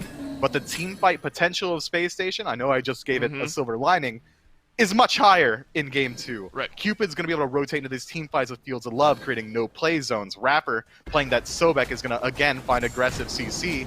It's going to get a lot harder before it gets easier for PK. Well, Mifflin, the no play zone for the Knights right now is their entire map outside of like the tier 2 towers, it seems like. Every single time somebody from PK walks into their jungle, there's an immediate answer from SSG. The first big objective then, I mean, outside of just stripping away these jungle camps, and I think well done by Space Station. You find some early kills, and now you push that lead through stealing away farm and jungle camps. The first big spike now we might see is later on here around this Gold Fury fight. And it's weird to be thinking about it, but 9-10 minutes into the game, you wonder if the Knights have to defend it should this one not get too far out of control. Raffer no good on the pluck. Paul taken so low, and Dardes will get the kill. He dashes away. Fields of Love, airstrike up and over, and Zapman will tally the first kill of the game for the Knights. Cubo Fred has had to bat out of hell his way out of this one. Neoma, half HP. Cherio looking towards him. Blink defensively from the Kuzenbo. Now Zapman being looked at. It's a dazzling offensive as Nika makes his way into the fight. Picks up the kill. 2 down for 1. SSG slightly ahead. And Scary D is getting sandwiched right now. Cherio's looking for him instead and going to pick up those back camps for himself. The invade potential is there. Fortunately for Space Station, they win a team fight just as that speed buff spawns, Perfect just timing. as blue buff does. And Cubo, you used your jump already, bud. Whoa! My God, goodbye Cubo Fred as Rapper will pick up the kill there. This is a good opportunity to put Cherio a little bit behind, and Paul will get the kill. Finally, this Hebo will snag one for himself. So another invade, this time even, as Cherio and Cubo Fred will both go down, but Cherio certainly happy that he's able to assist Rapper in picking one up there. So that's maybe where the Knights start to find some of these wins. Overextension, maybe without the support of the rest of your team from SSG. Yeah, I want to agree with you, Dave, but it still was a 1-for-1 trade where Space Station I came said away with maybe. not only the speed buff, but also the back camps and the blue buff. Now, Nika's 3 levels up over Scary D. We're looking at 2 levels in the jungle for Cherio. Space Station have established a huge lead, and their composition absolutely shreds objectives. If Amo rotates into Gold Fury and applies her passive to it, you're going to have Dardes and Vote both just swinging for the fences. I mean, we saw what they did to Fire Giant at 18 minutes last game. They're going to do the exact same thing, if not quicker, because they've got a much larger lead earlier on. Yeah, it's 2 in the solo, 2 in the jungle, 2 in the mid, 2 in support, 1 level lead for Vote over Zapman. And I think that goes back to the previous question, and maybe what we're going to start seeing here soon. If this is the type of objective the Knights have to step out. I mean, if this is a free Gold Fury for SSG, this gold lead balloons almost out of control. So you at least maybe have to hover around and look for a steal.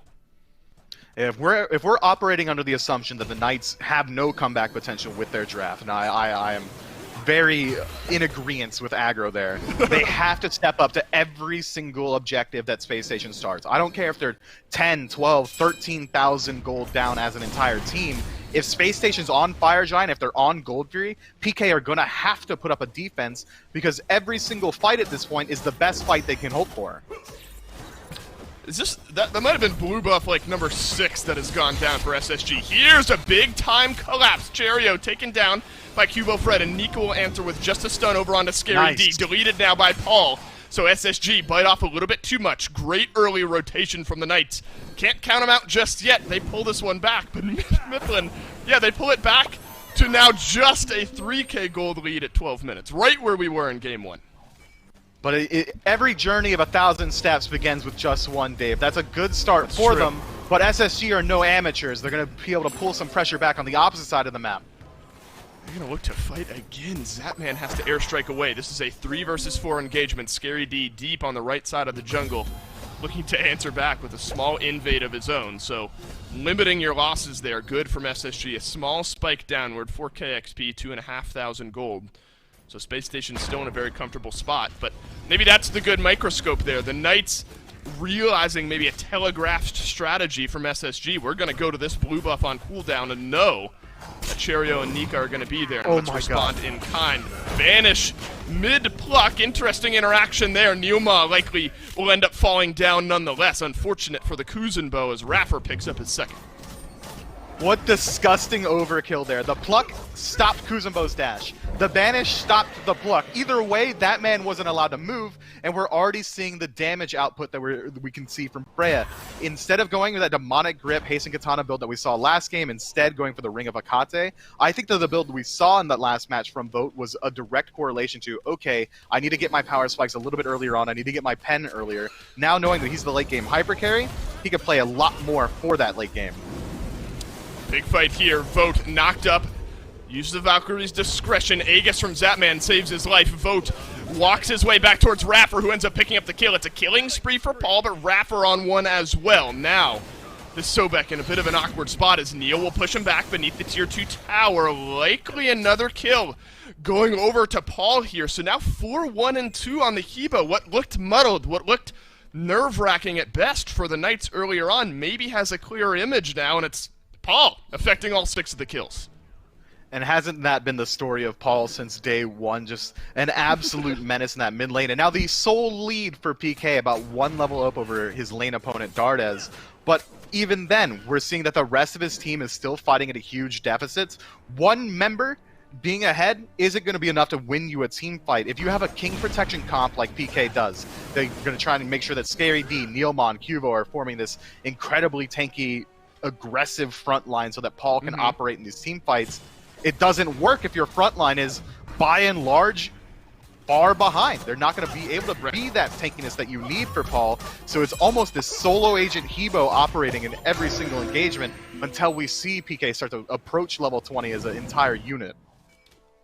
Well, for what it's worth, Scary D has closed that 3-level gap down to about 1, but we've seen Amaterasu ripped through games maybe more often than we've seen the Kulkullen. Gold Fury ended up going down a few moments ago for SSG. Pyromancer as well. Vote being looked at by Cuvo here. Valkyrie's discretion up. Look at the collapse here from Space Station Gaming. Bat out of hell from Cuvo Fred will swoop him off to safety. Neoma has to retreat as well.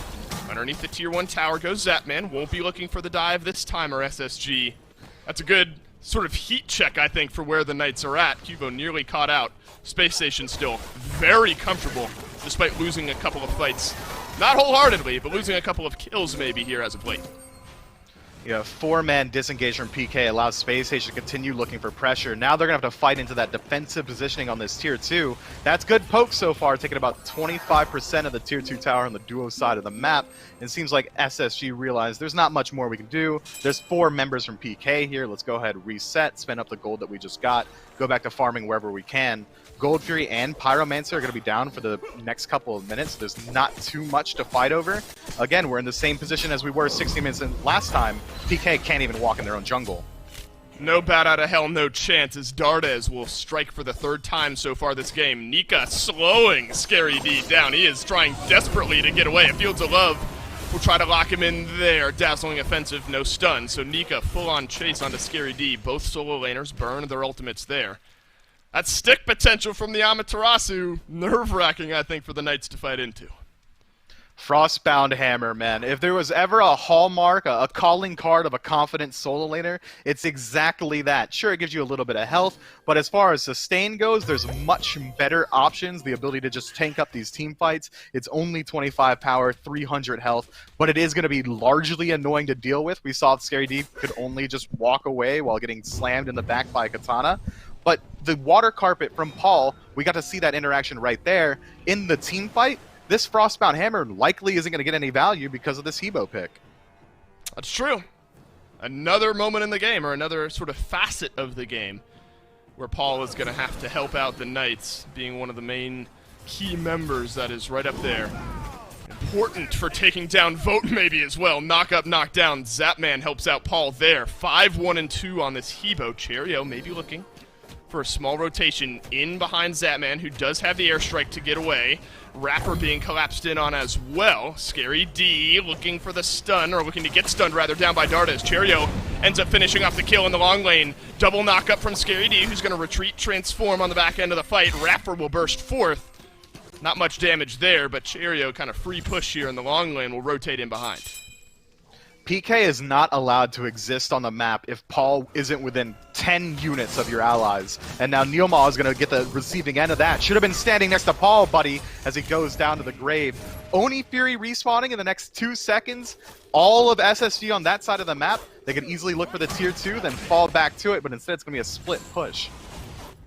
I'm wondering what happened there to Zapman. I mean, both relics are down. I think they were up before Cheerio made his way over, and the airstrike's still on cooldown, so wonder if there was an opportunity that wasn't fully taken to get away, but either way, Zapman now back and respawn. Another Fury taken. This time I believe that was the Oni for SSG, so you're going to get some map pressure throughout that. I mean, this one just feels so similar to Game 1, doesn't it? I mean, a little extra pushback from the Knights to the tune of 7 kills, but it's still a 6,000 gold lead 19 minutes in. We're one Fire Giant away from just the run back. And that's exactly what the Knights are trying their best to avoid. 6,000, as you said, gold in favor of Space Station. But I think that at this state of the game, the Knights are in a much better position than they were last time, just because we were already looking at the Phoenix Siege at this point. Space Station haven't quite been able to solidify themselves a insurmountable lead. Nika and Zapman going toe-to-toe. Thorns even popped. There was a slow rotation from the Knights to maybe move back in behind the fight, so that's a net win for the Knights. Big active down now from Nika, who wants to get in the face of these fights. Won't be able to maybe as safely here. Scary D melted down by Dardas this time. Cheerio on the chase, gets the root, transform Fields of Love, so mid lane ultimate now down for Space Station Gaming. Paul in behind, dash away from Dardas, important, because Paul is absolutely swinging this game as well. Scary D, he's got the bomb on him. It's going to detonate in onto the back line, but he stays alive here somehow. Paul gets the kill onto Dardas as well. Cheerio full-on retreat. Cubo Fred will swoop down once more. Pushed against the wall as Cheerio knock up, knock down. Numa gets this one. The Knights absolutely here to play as they pull back a couple. Paul is absolutely the protagonist of this game, man. Everywhere he walks, things start to look a little bit brighter for PK. Turning that fight around, Scary D luckily survives with likely less than 10 health from that heart bomb. And Cheerio and Dardas were looking for that 2-man rotation in the enemy jungle, trying to find that aggression. It just doesn't pan out for them. But they've got this leeway, the margin of error to play with, because they're still 4,000 gold ahead. They still have time to work until Gold Fury respawns or Pyromancer respawns, and they know that even with 2 members dead, 3 members of Space Station can very likely stop any real objectives from going down. I guess that's the big difference here is if you're the Knights, you got one guy who can keep you in these fights. Pyromancer looked at, Rapper makes his way in, pushed back in by Neil. Knights will reset this one. Aegis out by Vote to stop that crushing wave. Valkyrie's discretion takes him up. Rapper disengages on the right. Paul taken low but not taken down on the left. Vote is there, pushed up against the back wall, and down he goes. It's a double kill for Cubo Fred. Dardas, what are you doing here? He's pulling back one, and it's Cubo who ends up falling. Neil will grab one as well. Knock up onto Cheerio, who's found a very low health Kuzumbo in the back. Taunt back in. Zapman taken down by Cheerio, who's got himself a double. The skirmish looked good for the Knights, but now it looks a little bit better for SSG. The chase is on. Cheerio just needs one last bit of damage, and he's got it. Big time fight there from SSG after what was a rough start. You know what, Dave? You know when that fight started to turn in SSG's favor? It's when Paul was removed from the engagement. He wasn't allowed to one-shot the members of SSG, and Cherio's damage output is so sustainable, so quick as well, that they need that burst damage to stop him. And with Paul being at 1/100th health, he just can't be there. I think PK make a poor decision in sticking that engagement once they know that their hyper carry can't be there. Instead, they could have backed up, got the Pyromancer, or even potentially looked for Fire Giant and forced Space Station to rotate into a bad fight. Instead, they get a little bit overzealous and lose out on their engagement potential. And now Space Station have drawn the lead back in their favor. It was about 2,000 at the peak of that fight in PK's favor, but now Space Station right back at 4 and the aggressive positioning around the fire. I find it interesting, specifically looking at the XP charts, there was a small dip for a moment where the Knights were in control of the XP, but that is dashed by the wayside. Pyromancer being fought over once more here. Vote will get pushed back by Neil. Cubo Fred on chase. 3 versus 2 as we stand. Valkyrie's discretion is going to get forced out, and Vote will plug down some damage onto Cubo, who has to move his way back and away. So Knights absolutely feeling confident in Mifflin. It may be contesting some of these big objectives. Just make sure Paul's there. That's all I got to say. Neil moving in quickly, losing out the majority of his health. It's going to be hard for them to sustain up. The longer the fight goes on, it favors SSG. They've got so much healing in their draft. Nika can trade his own health bar and self-sustain. Dardes has free heals as he gets mana back when his allies pick up those hearts. If Space Station can just sit around the Fire Giant and elongate these engagements, PK are going to just really suffer. They have to win out on the initial fight if we want the red side to take out the engagement itself. That's right, well, it's going to be one more Fury this time around. Gold springs forth for SSG to take down. Cubo Fred close. Won't be able to take it down. SSG, that one's free here for them. So a massive gold spike. 5k gold in the lead, the largest we've seen so far this game, 24 minutes in. They're going to make sure to rotate over to this right-hand side as well. Tense moments. I mean, we seem to be barreling towards one of these Fire Giant dances where the Knights have to poke their head in, but SSG have the ability to take it down so quickly. You wonder if it's really going to be much of a dance, or SSG forcing it and then fighting if PK step up too far. If you had asked me that exact same question just 5 minutes ago, I would have been completely on SSG's side. But Paul is playing at a level that I don't think I've ever seen him achieve, at least in this phase. He's doing it all for his team, just bearing the weight of the world and dealing immense amount of damage, positioning properly in his team fights, going for aggressive ultimates, and still somehow finding a way to survive on the tail end of it. It's going to be hard for Space Station to fight into the raw damage potential that Paul has, especially considering that the front line on the side of Space Station isn't really all that tanky into this Hebo. We've already seen that Nika is relatively squishy, electing to pick up this Frostbound and Berserker shield so early on in the build. Paul's going to have one-shot potential on just about everyone. Space Station are going to have to address him very early on in the fight.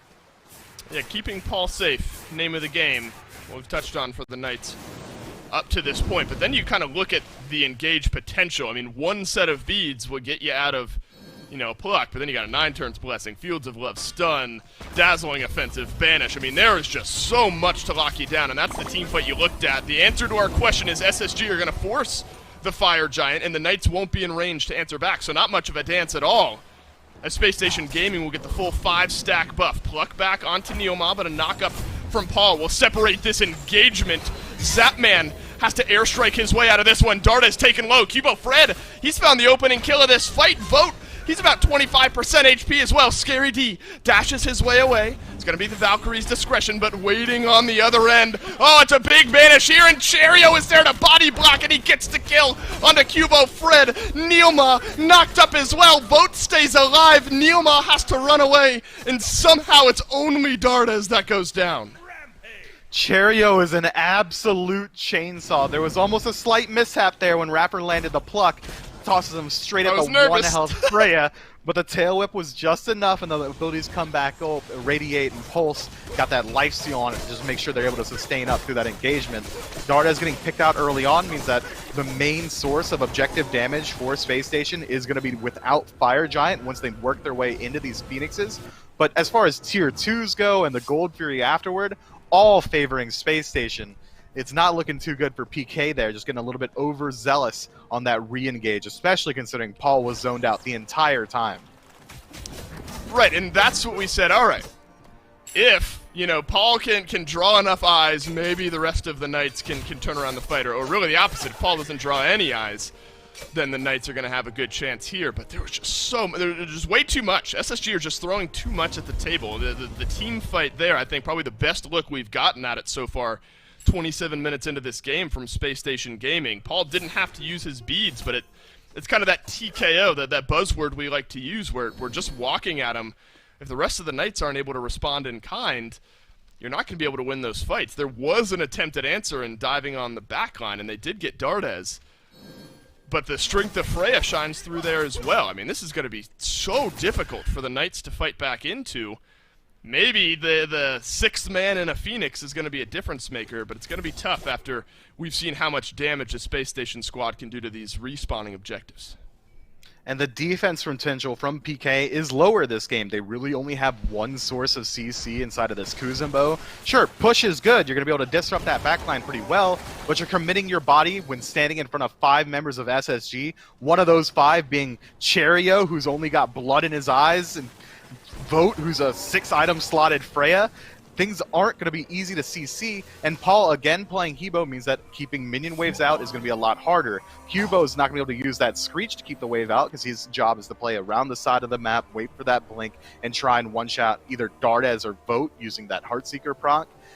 There's really no way for PK to put up a hard defense inside of the Phoenix. I think it really is going to come down to, once we see SSG group up as 5, PK are going to likely look for the initial engagement and chase them out as far as they can, just hoping that they're able to spearhead their way through Space Station Siege. Well, the Vote item update is Pythax, Peace, and Rod of Tahuti to round out the build there for Vote on the Freya, so we'll be swinging plenty if he wasn't before. I am curious as the Primal Fury will get taken down, maybe traded out for a Pyromancer if the Knights can do it quick enough. Overall thoughts on this Camazotz here this game. Obviously, Fred 4, 5, and 7 hasn't been the cleanest performance. We haven't seen Camazotz all that much recently. Do you see enough here to maybe warrant future picks for the Bat?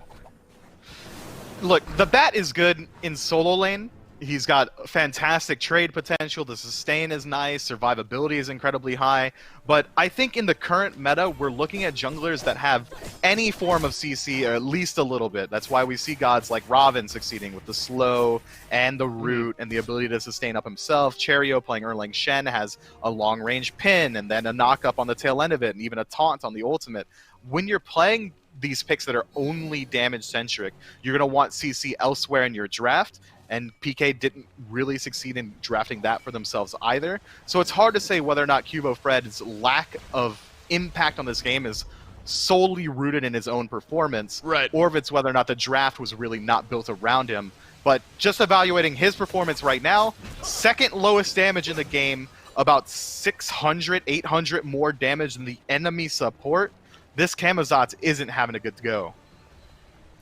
I think also, Vote kind of stands out there. Neo has more damage than Vote on this Freya. I imagine that changes the moment Vote is in a big fight, that where he doesn't get looked at, and it might be here around this Fire Giant. Space Station Gaming last time just walked at the FG and the Knights weren't able to respond. PK in a bit of a better spot here to maybe have an immediate answer, but it's half HP on the Fire Giant. In go a couple from the Knights, but SSG will lock it down this time. It's a Fields of Love answer back by a Bat out of Hell. Neo has made his way into the backline, but look at the grouping from Space Station to try to protect those carries. Nika, he's gone right back in, trembled by Scary D. Neoma soaks up so much damage, but he'll end up going down as Vote will use the Valkyrie's discretion. Goodbye health bar, goodbye Paul. PK half HP, 3 members retreating. You could be looking at curtains if SSG find these kills.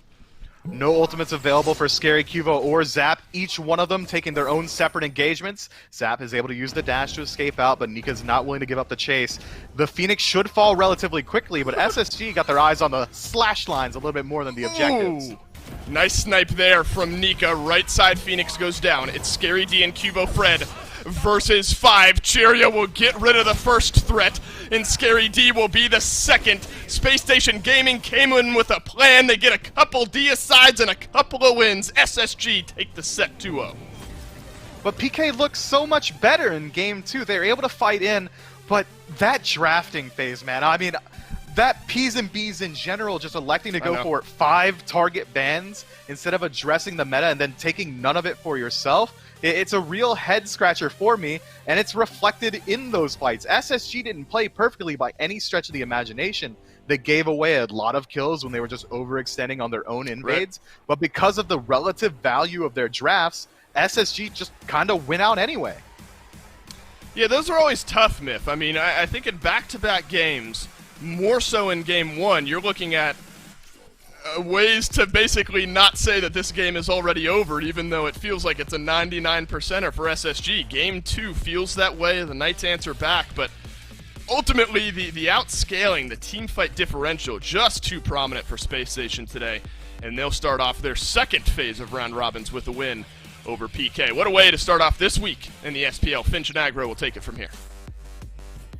Certainly will, Dolson. What a game there from Space Station. The Knights looked better in it, but not enough to win. If you're a Knights fan, though, and you need something to try and pick you up, then let me remind you, if you for some reason have not gotten it just yet, that you can enjoy the Avatar Battle Pass right now. Pick that up. You get the Zuko Susano skin right away when you pick it up. Then you get to unlock the Avatar Aang skin for Merlin. You get to unlock the Korra skin for Scotty as well. You get a bunch of cool stuff as you level up throughout that Battle Pass. So pick it up right now. Enjoy one of the coolest crossovers we have ever had in our game. That brings me joy every single day, and it'll let me, feel a little bit better to know that you picked that one up. Now, Aggro, we have the difficult task of trying to dissect what went wrong there for the Knights in that game, because Paul is about the only thing that went right, I would say, on the Habwa.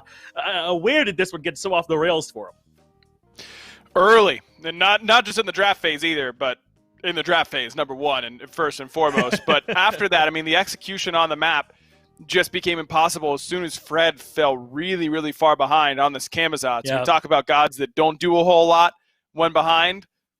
Camazotz is up there. He doesn't have anything except for damage, and Cherio got really far ahead really early in this game and just ran it afterwards. A fantastic performance from him. He looked fantastic on this Erlong Shen. It's about time other people started playing this character. It's Cherry, Sino, these guys have been making this god look good for a long time. I don't know why we went away from it, but I'm glad we're back to it, because this god, I think, is incredibly potent, and I think that we're going to see other junglers start to pick it up. But Cherry, this fight in particular was huge. The fact that he gets this delayed triple in a fight where it looks like PK might actually be able to claw their way back into it, Cherry effectively shuts the door with a great fight here. And I thought that was one of the fights where you saw Gardez's value. This is another great example of that, too, where he's able to get up to the air and buy some time at the Valkyrie's discretion, where he's able to get the two-man banish, and they still can't kill him. And then the peel comes in from Cherio and Raffer, and they provide that support. I think the Knights did a great job of limiting vote on this Freya. Look at his KDA, look at the damage output that he had. He did not get to play Smite today. But the problem was it was just too much damage from Cherio and all that space that was left for him. That's why I think the sustained damage build, the Kens, the serrated edge, the toxic blade, the berserkers make so much sense. He was able to, throughout the entire fight, provide so much damage and value. He was great. 9-3 for him, the best slash line in the game for sure. But again, want to bring it back to Paul. 6-2-6 on Hebo, in a game where your team is getting absolutely shell-shocked throughout the early game, and Paul is still able to put up those numbers. I mean, we would have been on this desk 10 minutes ago if it weren't for Paul's performance. So he deserves a lot of credit for this game, but unfortunately, it's a team environment. It's a team endeavor. Can't just have one person performing. The rest of PK needed to step up a little bit more. And we just really weren't able to see it from them, right? I mean, Zapman landing against this Freya twice in a row. That's not very easy. Scary D falls behind to Nika twice in a row on the Kukulin, right? That never really got off the ground either. I think you were right to bring up picks and bans earlier. I wonder if they came in just with the wrong tools. It really felt like they did not have much of an answer to this pressure. Plus, I mean, Cherio was all over the map. First or second blood was him ganking Nika from topside over there at solo. How often do you expect that? But that does mean now that Space Station get to stand up near the top of those standings alongside Radiant at 7-1. The woes for Pittsburgh Knights continue as they drop to 3-5. Just hasn't been a great phase 2 for them. I mean, 3-5, not the worst record overall, but you look at those 3 wins, they are against, if my memory serves, it's only against Renegades, Obey, and E United. And they haven't looked particularly good against the top 4, if my memory serves me properly. PK, I think the right side of the map is where they either look really good or really struggle a lot of times. Nika obviously outperformed Scary today. Fred, for my money, has had a very, very rough phase number 2. I think PK in general need to get that right side of the map in order if they want to bounce back. You're right, man. Cubo Fred should be one of your greatest strengths. I just don't know if that's been the case here so far for the Knights. But on a lighter note, Space Station got to be feeling good. Let's check in and see how they are with Vote, who's standing by with Dulce. That's right. It's Freya back-to-back here for Vote and back-to-back wins for SSG. First off, Vote, our kind of assessment was that the draft phase felt kind of lopsided towards you guys. You got seemingly exactly what you wanted in back-to-back games. The late game scaling was just too strong. Do you kind of agree with that? Do you think that you guys maybe drafted a little bit better here today and that gave you a big edge? Yeah, I think doing picks and bans, we kind of got the exact same comp we kind of put down on paper, so right. That was a kind of good thing to get. You know, you go into game hoping to get a comp and then you just get it. You get exactly what you want, and you got Freya, as I mentioned, back to back. I wonder, and you know, maybe there's a lot of science and kind of math that goes into it. What's your mindset though on the separate pacing of builds that we saw? Game 1 you went Hasten, Demonic, had a Polynomicon a little bit later on. Game 2 a little bit more standard on this Freya, immediately in to the Ring of Hecate, things like that. Well, what's kind of the difference there in your mindset going one over the other? I just kind of buy what I have gold for. It's not really much thought about it. I had enough gold for Fatalis, so I just got Fatalis. Game 2 I had gold for full boots, so I got full boots. One back right. I backed, I had 2.3k gold, it was either Poly or Pythags, and I'm getting Poly if I want to. Especially when we're that far ahead, it's too much damage for anyone. That's right, Freya's gonna swing, I guess, no matter what ring you end up buying. Well, this win puts you guys up and over in that first place spot. Kind of final thoughts, though, on that game 2, as I'm now kind of thinking back. Paul was really the big pushback, I think, from the Knights there in game 2. How much concern, realistically, did that Hebo give you guys, or did you realize once you could eliminate him, it was pretty much game over? I think after we got a lead, we just kind of lost concentration. Well, I know I did, and Daldis probably did as well, probably watching a stream or something. That's what he usually does anyway. So I think after we realised, oh, the game's not actually over, we can still lose this, right. We got it back under control. Yeah, it was fast, a little slow, and then you kind of steamroll in to the end. It's a 2-0 nonetheless, lack of concentration or not. So big congrats. What a way to start off your kind of second round robin against every team here in the league. Vote, thanks for sitting down and chatting with me a little bit. Everyone else at home, we've got another great set of SPL coming up, so stick around.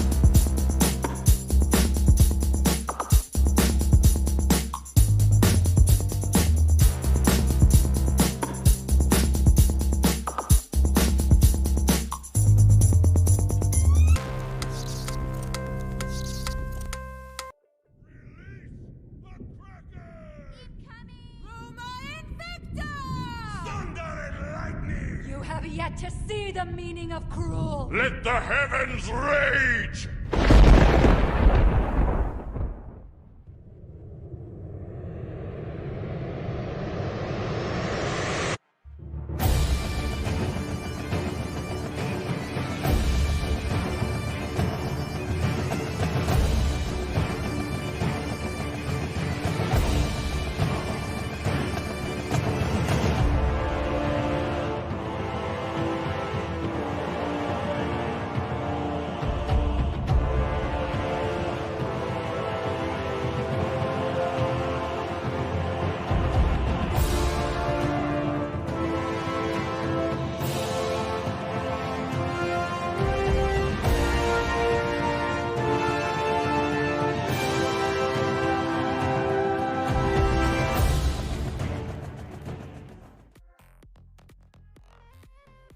Welcome back, everybody, for our second set of the day. It's Sanguine up against Renegades. First, though, I've been working on writing a little poetry here recently, so I want to recite this one for you guys. 4 lines, quick and easy. I drew some pictures as well. It's sort of a graphic novel, not a comic book. It's a graphic novel. There's a difference. All right. There you are in your wooden chair, but uncomfortable. Distinct red hair. Here's the. These are all emojis, by the way. Across your face drapes a frown. Because of your chair choice, you must be a clown. But do not worry, your destiny is not set. There's a new seat on the horizon. It's your best chair yet. As you nestle into your Maxonomic, you say, oh my, here's your POV in your new chair. I mouth I. That is our chair sponsor, Maxonomic. We're killing it here. Our chair sponsor in the SPL. And now if you buy one of these great chairs, not only are you I mouth I emojiing as you sit down and nestle into your new seat of comfort, you get an in-game chair award. So that one is I mouth I there as well. I certainly haven't overplayed that one at all. Mifflin is still with me, though. Miff, we're going to hopefully now move on and touch on our second set of the day that we have here after, 4:30? So we had, a 45-minute total game time set number 1. So Sanguine Renegades maybe a little closer. I still look towards that Sanguine SSG set to start off the day on Sunday. But they got to get through the Renegades here first, Mifflin. This one important, I think, momentum-wise, standing-wise as well. Sanguine want to keep pace with that top block of 4 teams. Renegades trying to kind of jostle up there with the Knights as well, so should be a fun one to watch. It's going to be a hard one for the Renegades, not only because Sanguine's just kind of nutty, but they've also got a substitution in the Soul lane. It's going to be Roe playing over there today up against Yarkor, one of the best Soul laners in the league, just substituting in your coach here. Likely going to be a hard matchup. I'll be surprised to see how Renegades decide to address that, whether or not we see the jungler try and babysit the short lane a little bit more, or maybe they just leave Roe on an island and really allocate their resources towards mid and duo and trying to win out there. Right, and I'm obviously not going to touch on the decision-making, the reasoning behind that, but I think this is tough because you look at some of the success the Renegades have had recently, and it's been kind of one way or the other with SOT, right? There's that one set, it's kind of an ugly set, back and forth against E United, SOT on the Thor a few times, big performances out of him to set things up. So now I think, much to your point, some other people on the Renegades have to step themselves up. I want to talk about the replacement, though, or at least for the time being, in Roe, their coach. We've seen Roe play before, and he's able to, be in lane. He can be a facilitator later on in the game for his team. What are your realistic expectations for Roe here, especially going up against Sanguine? Look, Rowe is a good player. I want to make that clear right now. He's not a coach and exclusively a coach, rather. He is also a player who has competitive history. But as far as his standings within the SPL, I think it's a fair bet to say that he is likely going to be the weakest solo laner in the SPL right now. But what he does bring is fantastic communications. He's going to be a cool head inside of these games. I think what a lot of he's going to bring to the team is going to be outside of his own individual mechanical skill. But the real question mark for him is how well is he going to be able to sustain himself in lane? Because it's not, is Rowe going to be able to win that lane? It's, is he going to be able to survive it and make it to the team fight phase? Yeah, and you look at his opponent in Sanguine, and more specifically Yarkor, is who Rowe is going to have to face off against here today. So one of the best solo laners in the league over on Sanguine is absolutely going to be a tough opponent to draw. So I want to flip then the script, Mifflin. Let's talk about Sanguine here a little bit. Yarkor, maybe specifically Panatom as well. Do you think that's something that Sanguine try to leverage some advantage off of? Let's maybe not camp the solo lane, but return some pressure over there, maybe sensing a little blood in the water. I think if any team were to do that, it would be Sanguine. These guys are the most toxic guys on the battleground of the gods. Laugh spam. We'll pick whatever top meta is. You don't like playing against Bakasura? We're going to play Bakasura. I mean, if Loki was meta, Sanguine would play it. That's the type of dudes these guys are. So if they sense even a minuscule amount of weakness coming out of that solo lane, expect Panatom to be there. Expect Yarkor to lock in some high-pressure gods. Expect them to try and exploit it. And I think they're right to do it. This is a competition. They're playing with money on the line. If there's anything you can do to pull a lead, absolutely do it. That's how it should be played. I guess you have to do it at that point. Sanguine, you know, a team, the kind of theme we've brought up with these guys is the late game potential, of course, but maybe in this specific matchup, that's a way, the solo lane pressure to kind of smooth that curve from the early into the mid. Those Sanguine, remember, they're set against Ghost. They kept up in the early game there as well. So this is a multifaceted team. They're starting to improve themselves over time. My big question, Mifflin, as we go into picks and bans for game number 1 here in this set, Rowe, you know, when we've seen him, Jormungandr, I think, comes to mind. We haven't seen Jorm in a hot minute. You know, Cthulhu, maybe, you know, some similar vibes there. I wonder what Rowe is maybe comfortable playing at the highest level, or if he just goes straight up meta picks. I think we can expect to see gods like Jormungandr, like Sun Wukong, like Jing Shen, the gods that you want to stick over in that lane and know that they're going to be able to hold their own. That you want them to be able to sustain up, deal with ganks. CC immunity in the ultimate is going to be a huge determining factor for Rowe's picks, I'm sure. But he's only going to get what Sanguine allows them. So I'll be excited to see how this first phase of bans go. And Sanguine electing to take away Cupid first instead of addressing what they normally do, the Yamoja, the magical auto attackers, tells me they've got a plan in particular for this draft. Oh, Ymir as well. So that's an interesting response there from Sanguine. I mean, I suppose Jake has played the Ymir a handful of times, some success, some not. I know there's conversation around Ymir where he belongs in the pick ban phase, if he belongs there at all. But Sanguine obviously feeling strong enough about the presence he brings for the Renegade specifically to ban him second overall. There's the Emoja ban, though. You absolutely want that out of the hands of Wrong-Yu as well, and then a Freya to round things out. So I kind of like this mindset from Sanguine and attacking what we know are maybe some of the high points for the Renegades. But with this Thor ban coming out from the Renegades, I would be remiss to say it. Sanguine are very likely to go to the Persephone here, just potentially the strongest mid laner in the game. But I like what Renegades do. They say, if we ban out Olorun, they're taking Persephone. If we ban out Persephone, they're taking Olorun. So instead, they decide to target ban out Panatom's best jungler. He has the best performances on Thor, and they're going to be able to trade it out themselves. Now, Renegades can likely get Olorun and whatever their next pick will be. I think they did a very good job mitigating Sanguine's targeted bans. That's right. Barracuda has, you know, specifically, yeah, with the Olorun open, I imagine that's where they go. So smart there, I think, from the Renegades. Remember, Barracuda, though, likes the soul, you know, the soul conversation, so maybe something to expect later on here. But it's Olorun, one of those strong priority magical hunter picks for the Renegades. And then a Kuzenbo to pair with it over there in the long lane. What do you like in that duo going up against Sanguine? I'm not willing to 100% commit myself to saying that Ola run is going into the duo lane, but you are likely right in saying it. This Kuzenbo getting such a high priority today in particular is interesting to me. And when we see this, when these gods kind of come into the fray at a much higher pick rate than they were previously, it means that Kuzenbo's been absolutely dominating scrims within the SPL region. I think it's a very strong pick. You have the ability to sit in the back line, make sure that Persephone's having a much harder time operating. It's going to be just generally good into any hunter coming the way from Sanguine. I think one of the weaknesses of Kuzenbo are those magical hunters, so having them banned out already means that Renegades have done a good job making sure they're going to get huge value out of that pick. Sanguine on the other side have gotten Persephone, Rom, and Ama, and massive. Oof. I mean, I think those three bring the potential of first picks individually. So I think the Renegades have answered back well, but Sanguine, I think, thrilled with what they've gotten in their first three. So like Camazotz now, Mifflin. In our first set of the day, we saw Cuvo playing a little Camazotz. We weren't thrilled with what we saw. We wondered if it was Camazotz based or just sort of game state based.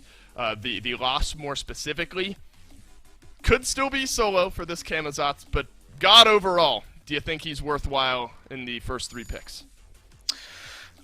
Camazotz is in an interesting spot because he's a god that's really only got damage output in his name if you toss him to the jungle. But if you toss him into Soul Lane, he's got Sustain, Survivability, a pretty long leap, a CC immune ultimate that removes you from the playfield. I am hoping to see this Camazotz go into Soul Lane, and it's a pretty strong fighting pick in of itself. He can just take fights into this Amaterasu, match her Sustain, match her damage, or even match her rotation speed if you so choose to. But as far as jungle Camazotz, if that's where this is going, I think you could very easily have gotten away with picking this 10th overall. I don't think we've seen it banned out, truthfully. We haven't seen it see too much success either. So Renegades have to have a strategy around it. It's still yet to be seen where it's going to go, but it seems like Sanguine think it is going to be in that jungle. Yeah, they imagine that's a jungle pick with the Cthulhu. Hasn't necessarily slipped in priority, but isn't that insta-lock first in overall. I think teams have really figured out how to play around this Cthulhu here recently. And then Rongyu, Horus falls down to the second wave of picks here for himself as well. You know, you can't count the Renegades out before we've even loaded into the game, but you talk about comfort here for Sanguine. They've got it through and through. Now you're just looking for a jungle pick. Only the Thor is banned out, and that's going to leave the Pele open for Panatom. This might be one of the first times, if not the first time, we've seen Panatom pick up Pele. This is not a god that I would associate with him, but it fits the playstyle. When we see Panatom, I expect to see gods like Thor, like Mercury, Nemesis. Pele's going to bring that same level of aggression. He's going to be able to rotate around the map very quickly. I'll be excited to see what he's able to do on it. But the other four picks of Sanguine scream Sanguine. Persephone for Shinto, Yarkor on Amaterasu, Rongyu on this Horus, all 100% comfort picks. Sanguine got away with a draft that they're incredibly comfortable with, and I'm sure they're happy to have. Well, it was Nemesis, of course, banned out first from the Renegades, so that's why we don't see that one locked in here for Panatom Odin. So a small Jormungandr hover there, immediately pivoted over to the Odin. We know Ro has a history here on this god. Have not seen Odin here in Phase 2 of the SPL at all. Do you feel confident in his chances here in game number 1? It's a pretty strong pick into what Sanguine has. The only one who's really able to escape the cage consistently is going to be that Persephone. Sure, you could say Horus can use that leap to heal someone else and get out of the cage himself, but that's going to require a minion or an ally around. So this Odin pick makes sense to me, and if your plan is to leave Ro on an island, I mean, Raven Call's a fantastic defensive tool. Raven Shout's going to be good to keep the wave cleared from a range. I think it's a good pick if you're going to leave him alone. This is one where, you know, the Renegades, they got to rally around the super sub in Ro. Sanguine keep some of that momentum going. It was a slow start to Phase 2, but have been skyrocketing up here ever since. Mifflin, A or B, Sanguine Renegades, who do you like in game 1? It's got to be Sanguine, man. Look at their draft. It's insane. Maybe too insane for the Renegades to keep up with, but we're going to have to go down to the casters and see how this one shakes out. We certainly are. Thank you, Dolson and Mifflin on the nest. Sanguine yet again coming away with a strong draft. Make sure you keep your eye on chat. That poll will be coming up, so vote in it. But, Aggro, we got to go over here to Ro, right? I mean, obviously, with the changes for Renegades, I feel like he'll be a focal point. And he's taking this Odin over to the solo lane. Lasper has the Camazotz jungle, Kuzenbo's support. How do you think Ro's going to do over there with the Odin in the solo lane? It's interesting, isn't it? I mean, how often do we see a god get announced that they're getting buffs, and then before those buffs go live, they end up seeing SPL play? Like it feels like it happens all the time, and that's what's happening here. Odin's set to receive a 2-second cooldown buff to his 3 in just a couple days or like a couple weeks, but as he currently stands, I think there's probably an argument that we've seen a little bit too little Odin. I don't think it's by that much, though. Against the Pele, it can be pretty good. Against the Yama, it can be okay, though she's pretty difficult to lock down, as is Pele, even when you're in there. It's really just the name of keeping everybody in the sanctified field, because that's the worst feeling in the world. When you drop that sanctified field, you get a good one, 4 people are in it, but 3 people are kind of on the edge, and they're able to just walk out. Odin Cage is going to be able to stop that. That's the main interaction I'm looking for here, more so than caging a particular member over and over again. We'll see some synergy develop later on for Renegades and how well they can work with their coach stepping in and playing with them on the battleground. But doesn't this feel like a pretty difficult test here for Rose? Sanguine have some of their most comfort picks at their disposal. Wrong on the Horus, obviously Shinto gets Persephone. That feels like it just shouldn't be allowed. Someone should have to do some Gale time whenever that happens. And then obviously Netroid on this ROM. It just feels like Sanguine have got so many of their comfort picks at their disposal. Chat seems to agree with the 78-22% split. So I don't know, man. Renegades have their work cut out for them. They really do, and this is not an easy matchup for Ro, but realistically, right now in the SPL, Soul Lane is a really, really stacked role. It's just really, really strong across the board. There aren't any easy matchups, really. I mean, you look at the bottom end, Ducky has been on some lower-end teams basically his whole career, but everyone seems to think that he's going to break out one day, right? I mean, the public perception is still pretty good for him. Then you've got Variety on E United. Variety, by the way, on the 8th place team. Like, it's not like there's a whole lot of weak laners that you get to go up against. So you can throw your hands up and go, oh, unlucky for Ro that he's up against Yarkor, who, by the way, is super underrated. I don't think it's easy ever. Panatom is here. That's why Wrongview was getting aggressive, and Barracuda will fall for first blood. Sanguine already on the board. They won't commit for awesome Jake.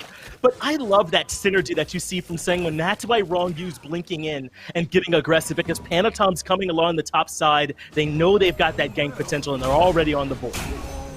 A little bit too slow for Barracuda on that consecration. You gotta just have that instant reaction time on the blink in. Horus Dash can get stuffed by CC, and Barra had it available. He was just a little bit too late. That's got to come out instantly if he has any hope of surviving that gank. I don't even think, maybe if he pre-beads and didn't get stunned at all, then that also works, but maybe he's still dead in that spot. It's what Pele is really good at. It's just guaranteed killing carries, because movement speed is really good in a game where you've got to have to melee auto people, and Pele's got more movement speed than just about anybody else.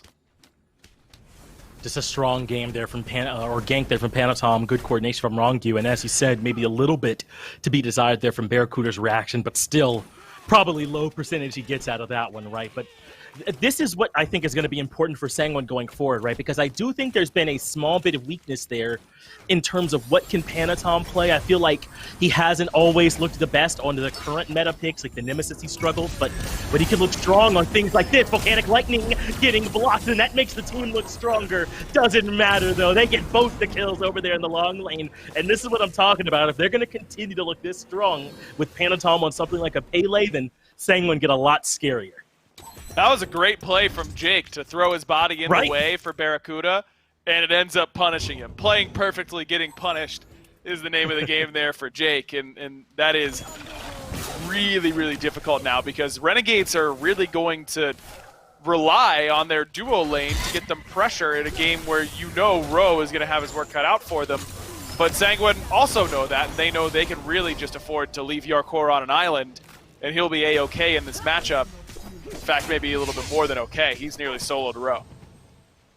Yeah, that ult trade Probably not as strong as a lot of other ones out there. This Odin cage for the dazzling offensive, Yarkor, has plenty of kill potential in this matchup, at least while they're early, while it's still just boots, and there is a whole lot of protection for Ro. He'll certainly get to some safety before too long. But you saw Lasbra, I think, trying to go for some pressure. Probably dual lane pressure is out at this point. I mean, they're already behind, don't even have ults yet, so instead he goes for Shinto, and it doesn't quite work, and now Panatom showing some presence in solo, but Ro stepping in, able to live through it. He's as low as it comes, but still standing for now, and that is something. He doesn't have a teleport to get back in, so still some good value, I think, from Panatom in that gank, but Ro surviving it is at least something.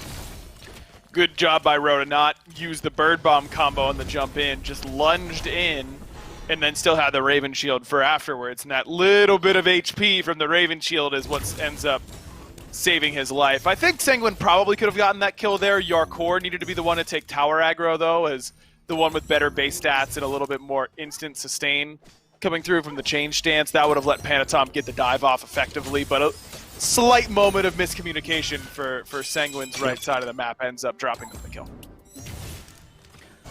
One that they would have liked to have grabbed, I'm sure, but certainly still good value coming out of it. And this is another part of a new Sanguine here, right? When they're early and aggressive in the early game, that is not how Sanguine normally play. We think of them as the team that likes to kind of wait till the 20-minute mark until they can group up as 5 and then just team fight better than you have that communication that you can't answer. But this is something new from them, getting Panatom active in all 3 lanes early, there to help out when Shinto gets ganked, has gotten 2 kills over in the long lane and helps gank solo. This could make Sanguine, paired with their different god picks, a really strong team as Netroid nearly falls. There's the Sanctified Field to lock him down, so he has to go up into the ult. And he's still in trouble, even when he comes down. Barra waiting for some CDs, but Jake is going to be the one to make sure he gets it. And gets him back up from Lasbra. That is critical. Means that Jake is not going to fall for it in the backside. And this is huge from Renegades to be able to push back this aggression over on the left-hand side. Netroid getting caught out by a good ultimate from Barra, and Renegades get their first answer. Netroid really gifting that one over to the Renegades, though. I mean, that was just a really, really bad decision to stand on the tower line against a Kuzenbo who's obviously going to be able to turn you in. It's not like he needs to blink for you either at that range. Rongyu leaves, and Netroid decides, yeah, I can step up and hit the gas pedal a little bit here, and of course he's going to get instantly punished. Well, the ultimate from Shinto only gets banned. Rongyu drops in too, but Panatom has the damage, and Awesome Jake will eventually end up falling just later on over in the mid lane. So maybe Sanguine not 100% used to the early aggression just yet. Perhaps that's what the Netroid positioning can tell us, but we like to see it as Ro steps over to contest the blue. Not going to make it there in time, so Yarkor not only with the experience lead, but now starting to strip some farm away from Ro as well. And this is where Sanguine should be able to just really grab this game by the scruff of the neck, because Panatom has found himself a whole bunch of kills and assists across the map. And Lasbra's done a good job for what it's worth, knowing that he can't really match that same early gank pressure just because he's Camazotz, and that's not what Camazotz does. He's been farming pretty effectively. He's still about a half a level ahead of Panatom, but because Panatom has been getting involved in so many kills, it's the Pele who has the net worth lead in this matchup. It's not like Renegades are completely out of this game. XP-wise, they are close. They are a little bit behind overall, but still right there alongside Sanguine. It's just that Sanguine has this momentum, and Renegades need to find a spot where they're going to be able to put their foot down and get some momentum going for themselves. And we haven't talked a lot yet about mid lane hunters, and I think how there could be some variance there. But look at what Venenu is doing with this Jingwei. I mean, it's Devourer's Gauntlet Ninja Tabi to start with, and I think that might be a Jingwei only type thing. But is there more room for some of these slower, more traditional ADC builds there in mid? I believe there is, if only because there's such good itemization options. Like ADC right now, your build is really cheap to go Devo's Ninja Tabi. Chin size is your only item that's above 2,500 gold. Everything else is below it. You're going to be able to get a ton of stats, and you hit everyone really hard. The only thing is that your objective damage goes down as opposed to the crit build in this manner, but hold on, Shinto in trouble. Double ults right on his head. but get some help from Wrong Yu providing the shielding, and that is enough for Shinto to make it out. The dive from Lasbra is not going to be enough. No, he does get the kill on the Shinto, but Panatom answers back away. So 1 for 1, a lot committed from both teams, but Renegades do manage to shut Shinto down, and Ven is still up farming. But look at this positioning from Sangwon. They're moving into the Chaos side jungle to try and strip some farm away on the back side. That's going to make this pretty worth it for the Order side team. And they're going to be able to get away with it as well. No chance for Renegades to get involved in that fight. Barracuda has the ultimate, but still not super strong at this point in his build, so he gives it up. Just a good dive from Renegades using that ability from Camazotz to be unpeelable and get on top of Shinto even after he got on the tier 1 tower. That is a worth it trade for Renegades. I mean, Lasbra gets a kill in exchange for the level 11 Persephone. Anytime you're trading up in XP, level 9 jungler for level 11 mid laner, as long as you don't lose too much on the back end, that should be a pretty solid trade for you. And Renegades only lose the red buff after the fact, and that's triple split anyways, so not a huge deal. I think I'm happy with that play from Renegades, if only that it shows that they're awake. You know, they're kicking a little bit in this game. They're not just going to roll over and let Sangwon go wherever they want to. Good to see some offensive moves from Renegades, but there might need a little bit more. Panatom again showing some presence in solo, but Ro is so far back. I wonder if the dive is an option, but now he's leaped. He's very Panatom has ult, so does Yarkor, and if they stop this back, then there might be a dive in the cards after all, but looks like no. Panatom helps with the clear. They secure the Totem of Ku. Blue buff already down, so that won't be there. But now with the minion wave under tower, they are going to go for the dive after all. Ro has the shield going. They've made sure Yarkor is the one taking the tower. And with no mana, there's no way Ro makes it out. A well-executed dive, but now it's just a question of can they get out. Panatom does take some tower shots in the end. It looks like Renegades want to try and commit. And that is exactly what you have to worry about when you've got Ro, a good player in the grand scheme of SMITE, a very good player. But SPL caliber, probably not. Not with how strong the SPL is these days. Just makes a series of bad decisions on where he wants to back. As soon as you're out of mana like that, you just got to go all the way back behind your tower and stick it, even if you don't have teleport. And then it's, well, I don't want to lose the tower, but now you will, and you'll lose Lasbra for it as well. And really not much Jake can do with this ultimate. Sangwon will come over and take the blue buff. Really no one who can rotate over to stop this from happening. Panatom just kind of decided to sit over here about a minute ago when he went to the Totem of Ku, gets the kill on the Ro, get the kill on the Lasbra, steal the blue buff as well. They're starting to move in to back Harpy. Shinto gets this tier 1 tower in mid as Veneno spent a little bit of time considering going to solo, but ends up coming back to mid.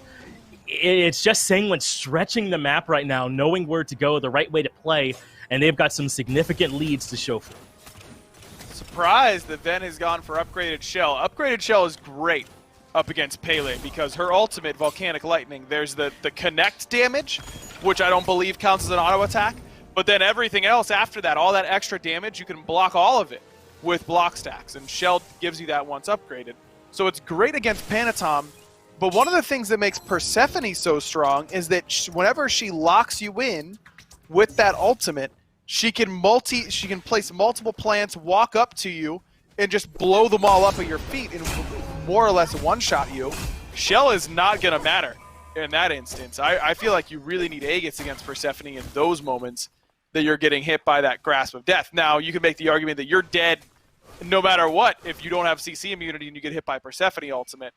But I do think Aegis would have really helped out in this game. I know Upgraded Shell is the kind of the play for a lot of gods these days, or against a lot of gods, but I think sometimes we forget how good Aegis is in the right moments.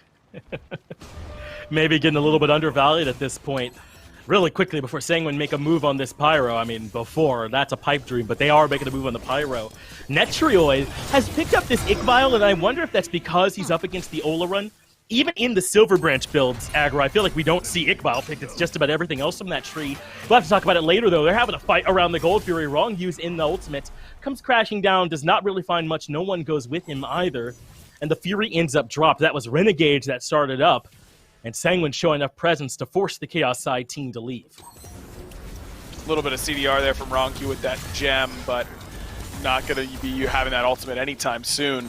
The Ichvile is interesting. You're right. Most of the time, that build for ADCs these days, Netrioid a little bit wide right. it's every bow except for Ichabod. But I think that you're right to point out the matchup up against the Olarun, because this decreases what the enemy is going to do to you in your auto trades. That's what this item is all about. Right. And it is a ton of power, which is really, really nice on Rom, where you're going to be able to get that passive in the middle of a team fight and then go up into the sky and use that power to your advantage. It's one of the reasons Silver Branch is so good on him, because you can use your 2 as an almost instant power steroid and then go straight up into the sky and use that scaling on your ultimate. I like it. I don't think it's going to be as ubiquitous as Chinsai's and Atalanta's in that slot, but it's a cool little adjustment here for Netrioid, and maybe it lets him box Barra a little bit more easily. Still, this game pretty comfortably in control of Sanguine. Netrioid can probably build whatever he feels like. They're up 5,000 gold at this point, and 5 kills to go right alongside that. And it's a huge gap between Yarcourt and Roe over there in solo. I think at least some deficit to be expected. You know, you got to give your respect over there to Yarcourt, who has been grinding to play up against the very best and most competitive solo laners, so for sure he'll be ahead. But I mean, also a lead for Panatom, a small lead for Shinto over Venenu in experience. And we'll see a little bit of gold difference showing up there, too. I mean, Sanguine in a very comfortable spot and might get more comfortable if they're ready to start up this gold. They've got a couple members here, but Shinto heading towards mid. It's just Panatom that sticks with them. I don't know if Sanguine are just ready to pull the trigger on this Fury yet. Looks like Jake is ready, but a great knockup from Panatom stopped that sumo slam in its tracks. Still got the beads out from Netrioid, but that was a great play from Panatom. It was great response there from him to make sure things didn't get worse. But I think you're right to point out that Netroid now, without those beads, could be a little bit more vulnerable. Keep an eye to see if he's more quick to use that ultimate reactively, as Gold Fury's down below half. Is going to get reset, though. Sanguine elect to move off it. Now they'll pull it right back, and all of Renegades are here to play some defense into the back line. The KH comes out from Roe as well. He's locked in 3 members and gone up for the dunk. Has some backup at the back line as well from Lazarus. The snipes come out from Netroid, but he's got to fall back and start retreating too. Renegades have done a good job to make this fight a little bit more messy, a little bit more chaotic. Sanguine cannot take stick on this Gold Fury, and that's relatively a win for Renegades, but now it's time for Yarcourt to get a bit more aggressive, dash in and pushing Renegades further back. Rongu pushed back into the teeth of Renegades, but that's a Horus who still has Protector Surge available. It was a great ult from Roe, but kind of see why Odin doesn't get a whole lot of value. He cages 3 people for a grand total of 3 seconds, if even that long, before Sanguine just break the cage and walk out. And back to the Fury yet again. It's very low, down to 1,000, down below, and Sanguine able to confirm it. Great work there from Shinto to guarantee it goes over to the Order side team. And Sanguine able to make it out of there, despite what you would call a good defense there from Renegades. They got Sanguine off it, but it just was not enough. They expended basically every resource had to leave, and Sanguine get the objective in the end. As soon as that Sanctified Field is used and then doesn't net a kill, even if it buys you a ton of space, which it did there for Barracuda, and stops the team fight from going poorly, which it did, that's just not going to be enough to win a game. You need those Sanctified Fields to be absolutely huge if you're going to win a game like this. Lasper goes in aggressively. They have the numbers advantage with Venenu here as well, but Yarcourt gets the first kill of this engagement. Panatom takes some damage in the tower. I think the only reason that he dies there is Yarcourt gets the double. They win the 2v3. It's a 3-for-1 in favor of Sanguine. Yarcourt makes sure that he gets the tier 1 tower, dashes out perfectly, and I don't think we've given this solo laner quite enough credit in the past for how well he's played, but looking good for Sanguine here now.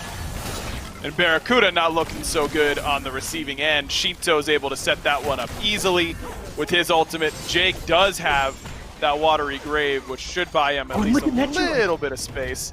Pridwin's still there.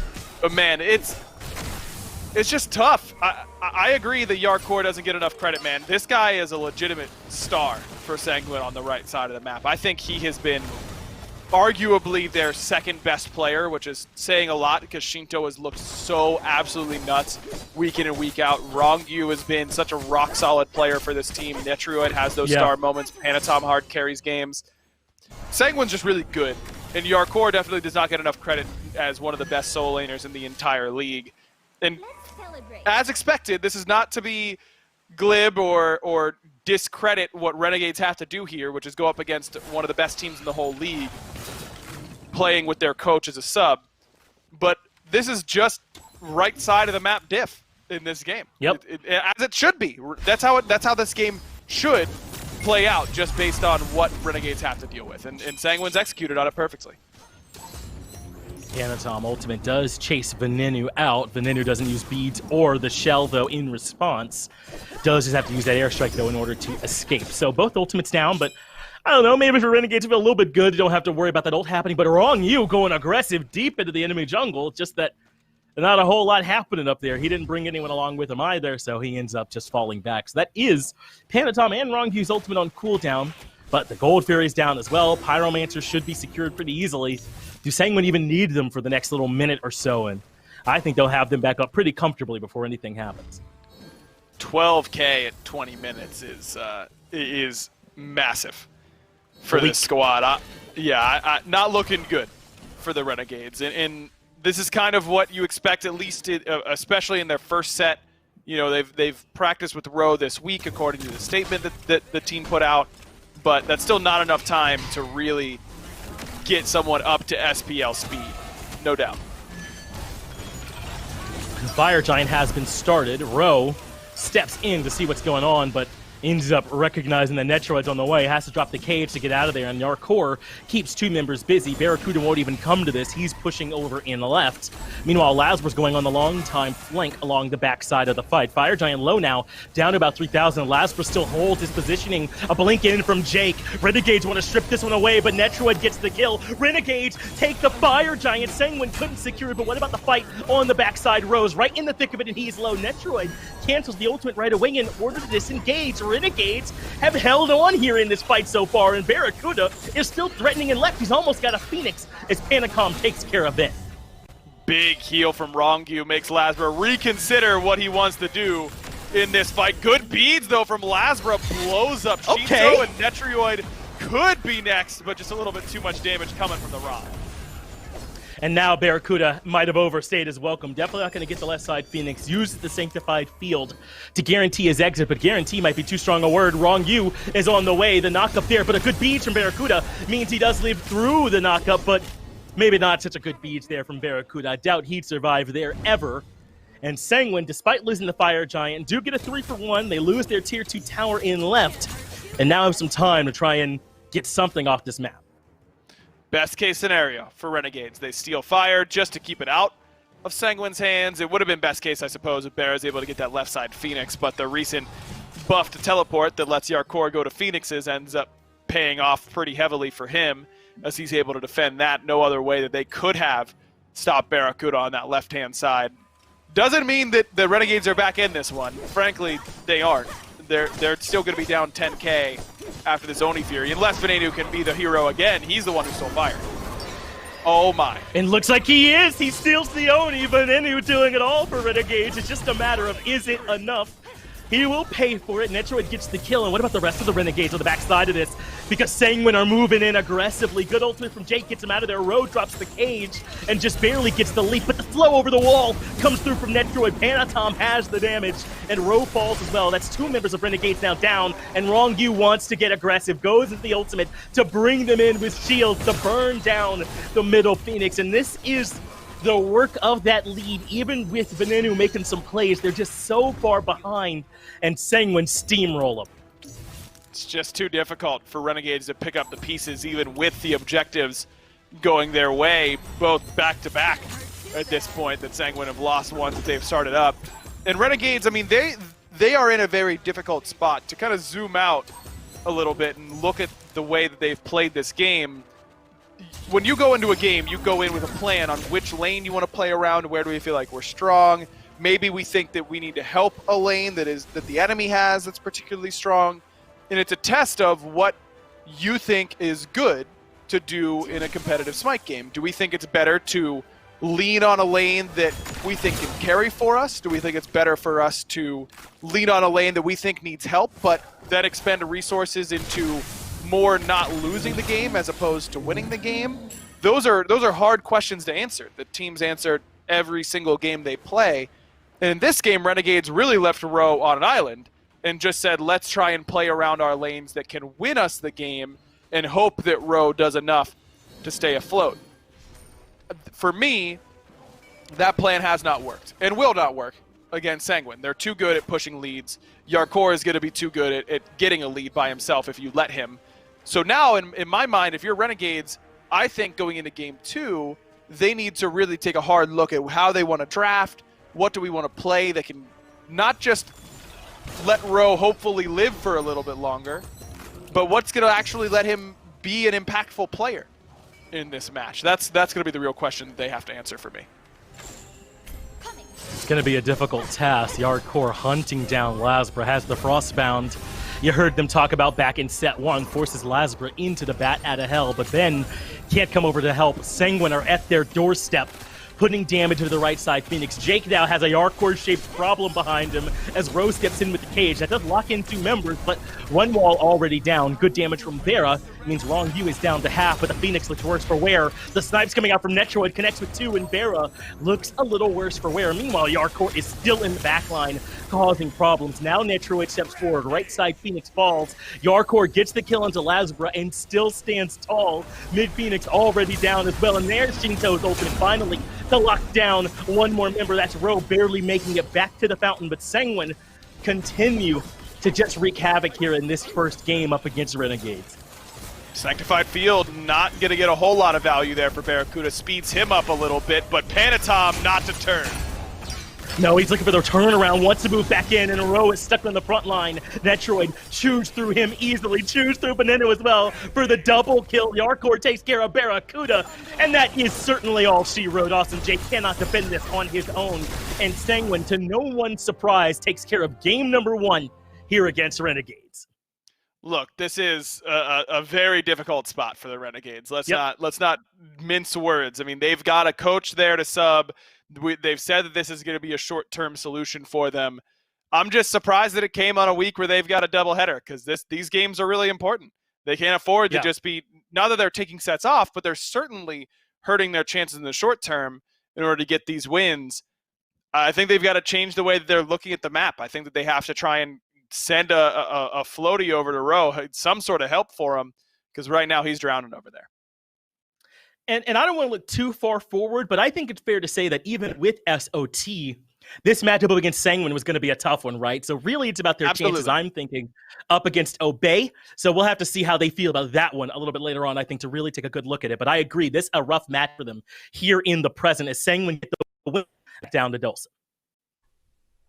Yeah, got to put game 1 behind him to the Renegades. It's Sanguine roll. Panatom shot out of a cannon this game. Yarkor pushes that advantage very well. The long lane, Netroid, Wrong U. I mean, this is a full Sanguine win here, and exactly what we've come to expect from the squad. Mifflin is with me to break down game number 1.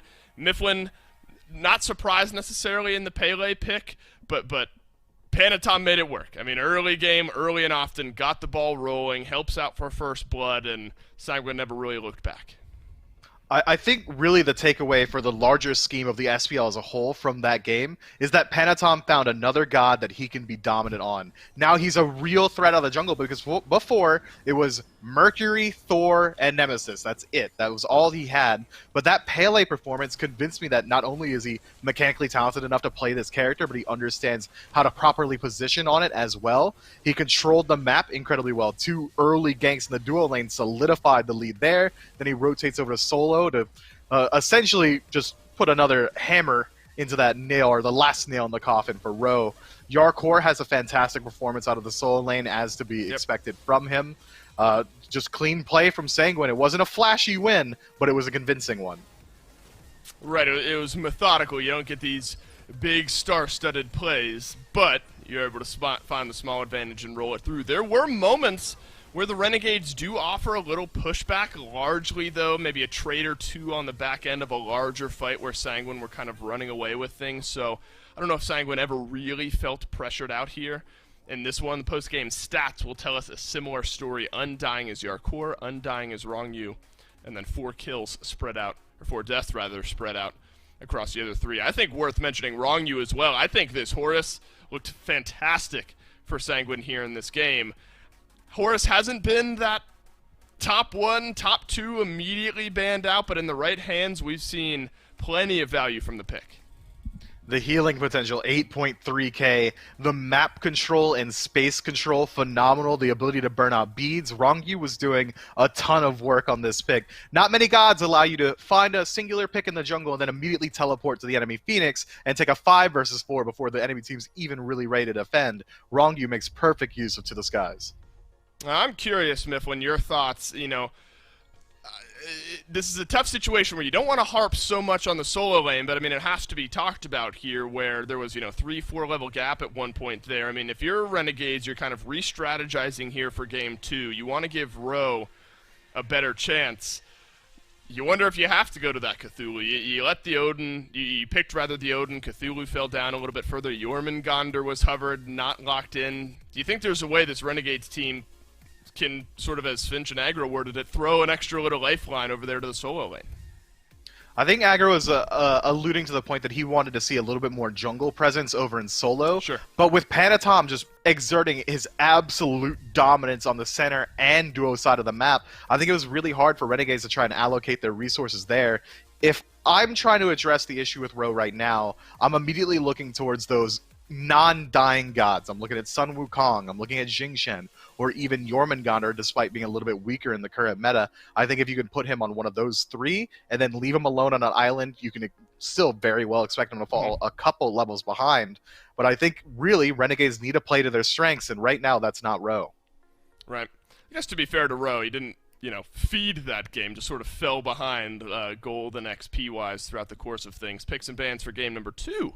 We'll answer a few of the questions that we have levied here. Renegades in that first pick slot. Remember, game number 1, Persephone gets through, goes over to Shinto, and that's rarely a good idea, I think, to be giving Shinto or maybe any of the mid laners here in this league that Persephone. Yemoja banned out first overall. I kind of want to revisit, though, some of those Sanguine bans from game number 1. You take away the Ymir maybe is the most interesting one to me, but seemed to pay off. I mean, Jake has had a pretty stellar performance on that god. Even if his team isn't able to find wins, Jake himself is making individually impressive plays when he's allowed to play the Frost Giant. I'm talking 5-man freezes on Phoenix defenses, fantastic walls to split up team fights. But even then, this Ymir is such a volatile pick in the early game, and Sanguine is already putting so much pressure onto the duo lane. I think it's a fair bet that you could just allow that Ymir to fall through and then address him directly through pressure. This is a tough spot, I think, for the Renegades to be in as well. You've taken away this Yemoja. The Nemesis takes the seat as well. Remember, it was Thor later on in the ban phase, taken away from Panatom. So you're in that first pick slot, and now you're kind of juggling a few of the big options that could be let through. Yarkor, this Amaterasu was dangerous. You could obviously pick that for yourself. The Persephone then would be available. It is going to be another Ymir ban. It is going to be another Thor ban. So Renegade's feeling comfortable maybe with running things back, and if the bans stay the same from Sanguine, could be Persephone first overall.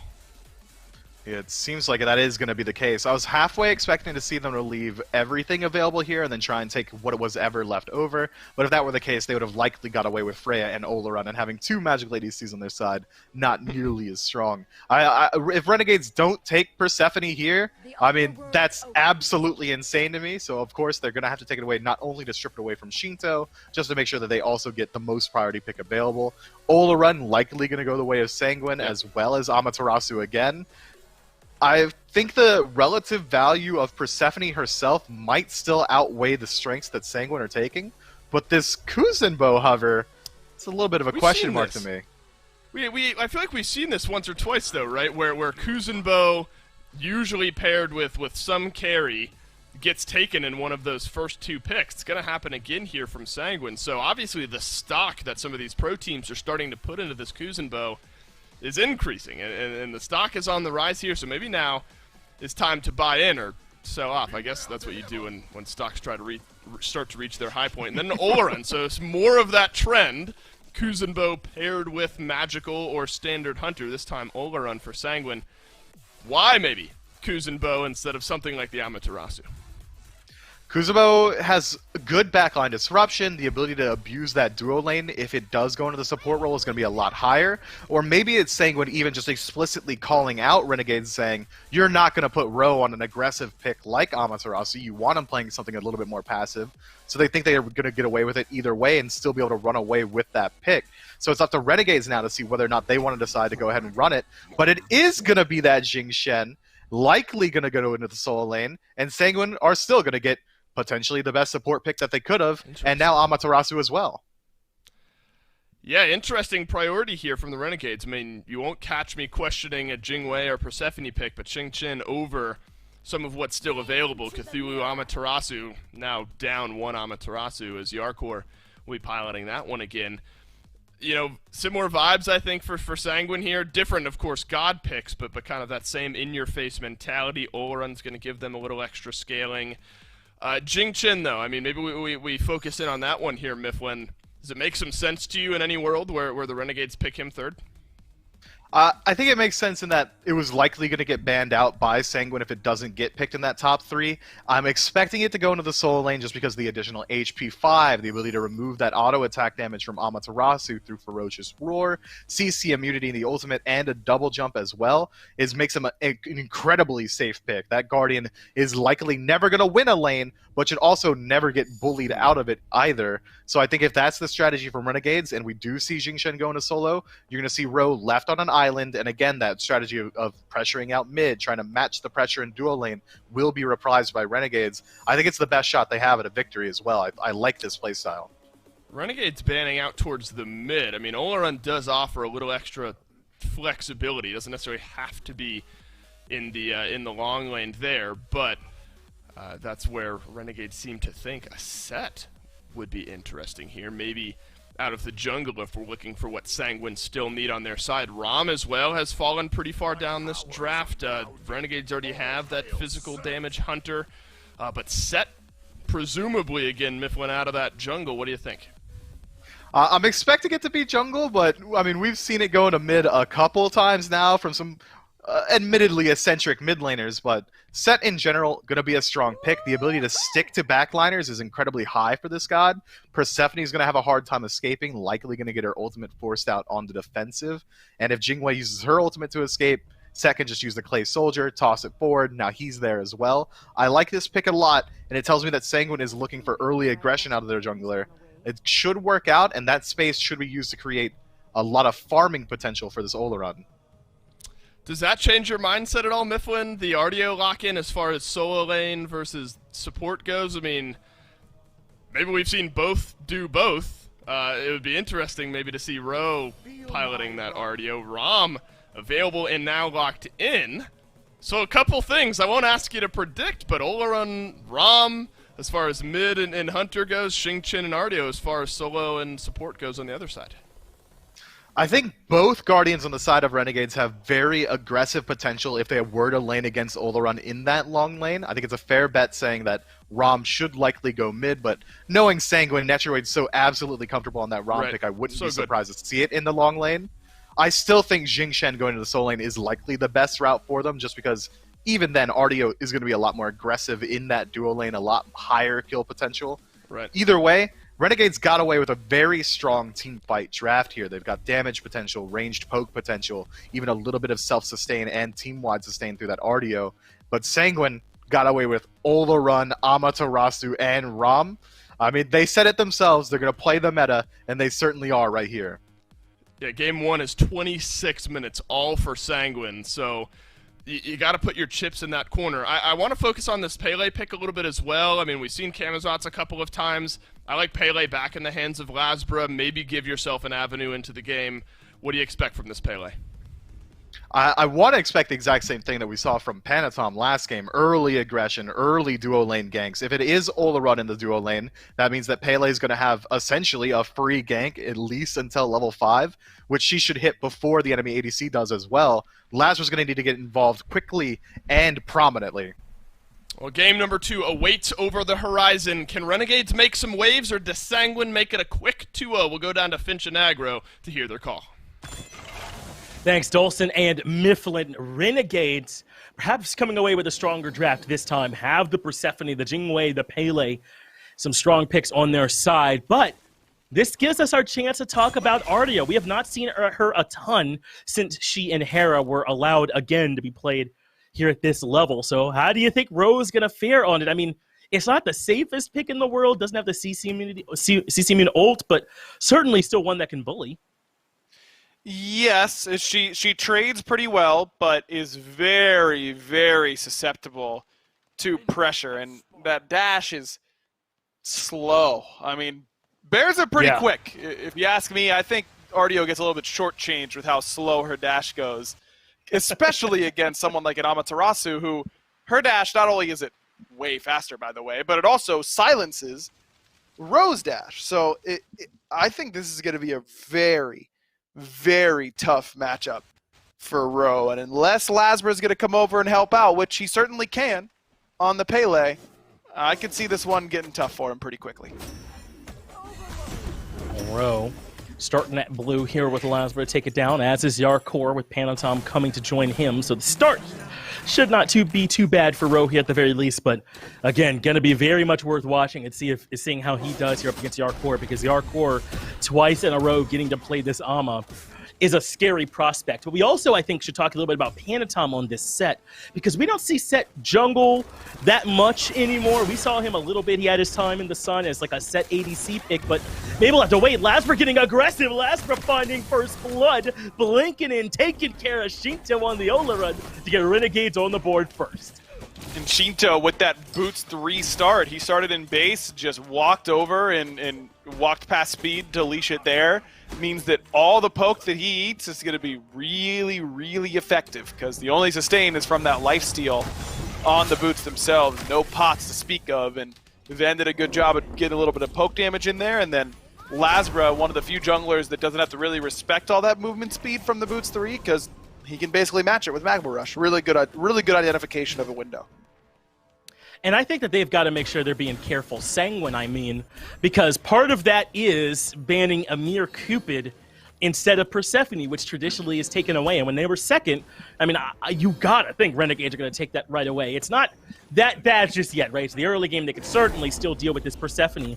But I feel like that strategy of trying to take those target bans against Renegades does mean you have to play up against some really strong picks, just like this Persephone, which Vin used to bring Shinto into kill threshold pretty early. And I'm wondering how much priority Persephone is going to continue to get, because we're seeing a lot more Persephone recently than we have since she's been allowed competitively. We've probably seen more Persephone be played in the last 3 weeks than she had in her whole competitive history before that.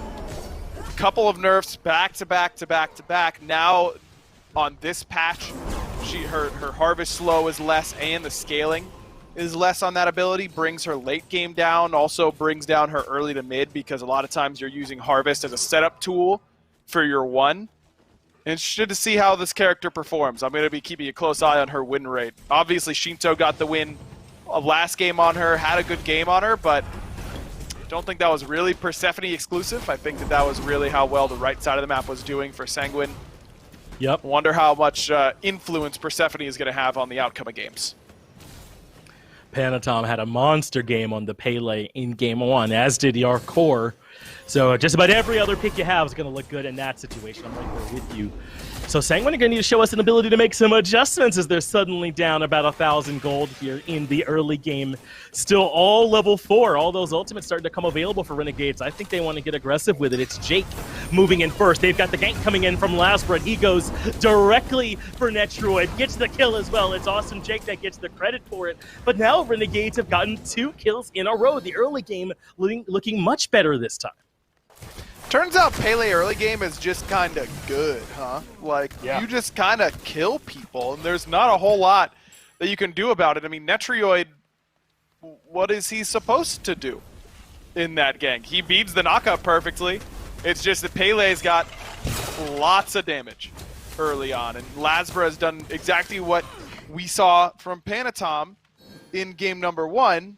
Early side lane pressure, early ganks, being involved early. All of that is good. he needs to keep doing what Panatom continued to do, which is keep putting pressure on the opposition. But so far, so good for Renegades. Love the way Lazarus playing. This has looked much better for them, and he's been able to spread that wealth around multiple areas, helping get Venenu ahead over Shinto just a little bit by getting that first blood onto Shinto. He's come over to the long lane and helped out there too by helping getting this pick onto Netroid. Awesome Jake, though, gonna go into the Whirlwind of Rage and Steel. That does bring Rongyu back, interrupts the dash, and Lasbra is back. But this time, Sanguine have some ultimates. Great use there from Rongyu to get him out of there. Venenu even showing up to drop off a Grasp of Death. Doesn't get a ton of value, but keeps Sanguine pinned in underneath the tier 1. That was a half-court shot by Ven that nearly went He was way away, off the wasn't he? side of the rim. It was like Gold Fury when he fired that, so good That's angle. Steph Curry's range, though, I'm pretty sure. So Yeah, that's it. Yeah, that's a high percentage shot for him. No, we actually don't talk about Steph Curry that much around here, Finch. We actually prefer that to be Trae Young range. there we go. We're That's Hawks Trae fans. Young. We're Hawks fans. Yeah, I should have known. Yeah, come on, man. You got to know better than that. Well, Renegades, though, still in a pretty good spot, and I'll admit myself a little bit surprised. Maybe I shouldn't have been. I think that if Roe is in a matchup that is decent over there, they should be okay, as Renegades considering a small bit of an invade, really just Jake, so not a whole lot of chance of that happening. But the rest of the map should still be in a decent spot, right? I mean, Ven, Lasbra, Jake, and Bera certainly capable of battling into Sanguine on any given day. It's just based on Sanguine's record, you'd give them the edge in that matchup. And Renegades, I think, playing around this side of the map much better, kind of letting Roe keep to his own over there with that RDO, and then letting Lasbra dictate the pace everywhere else. You're starting to see a small lead materialize for Yarkor. It looks like off the back of a blue buff invade from Panatom on the right-hand side, when we saw Lasbra on the left. This is where I think this is a perfect time, if you're Sanguine, to gank Roe and set him even further behind. That's where I'd be going if I were Panatom. But Roe's starting to get some physical protection online, working towards that Breastplate of Valor.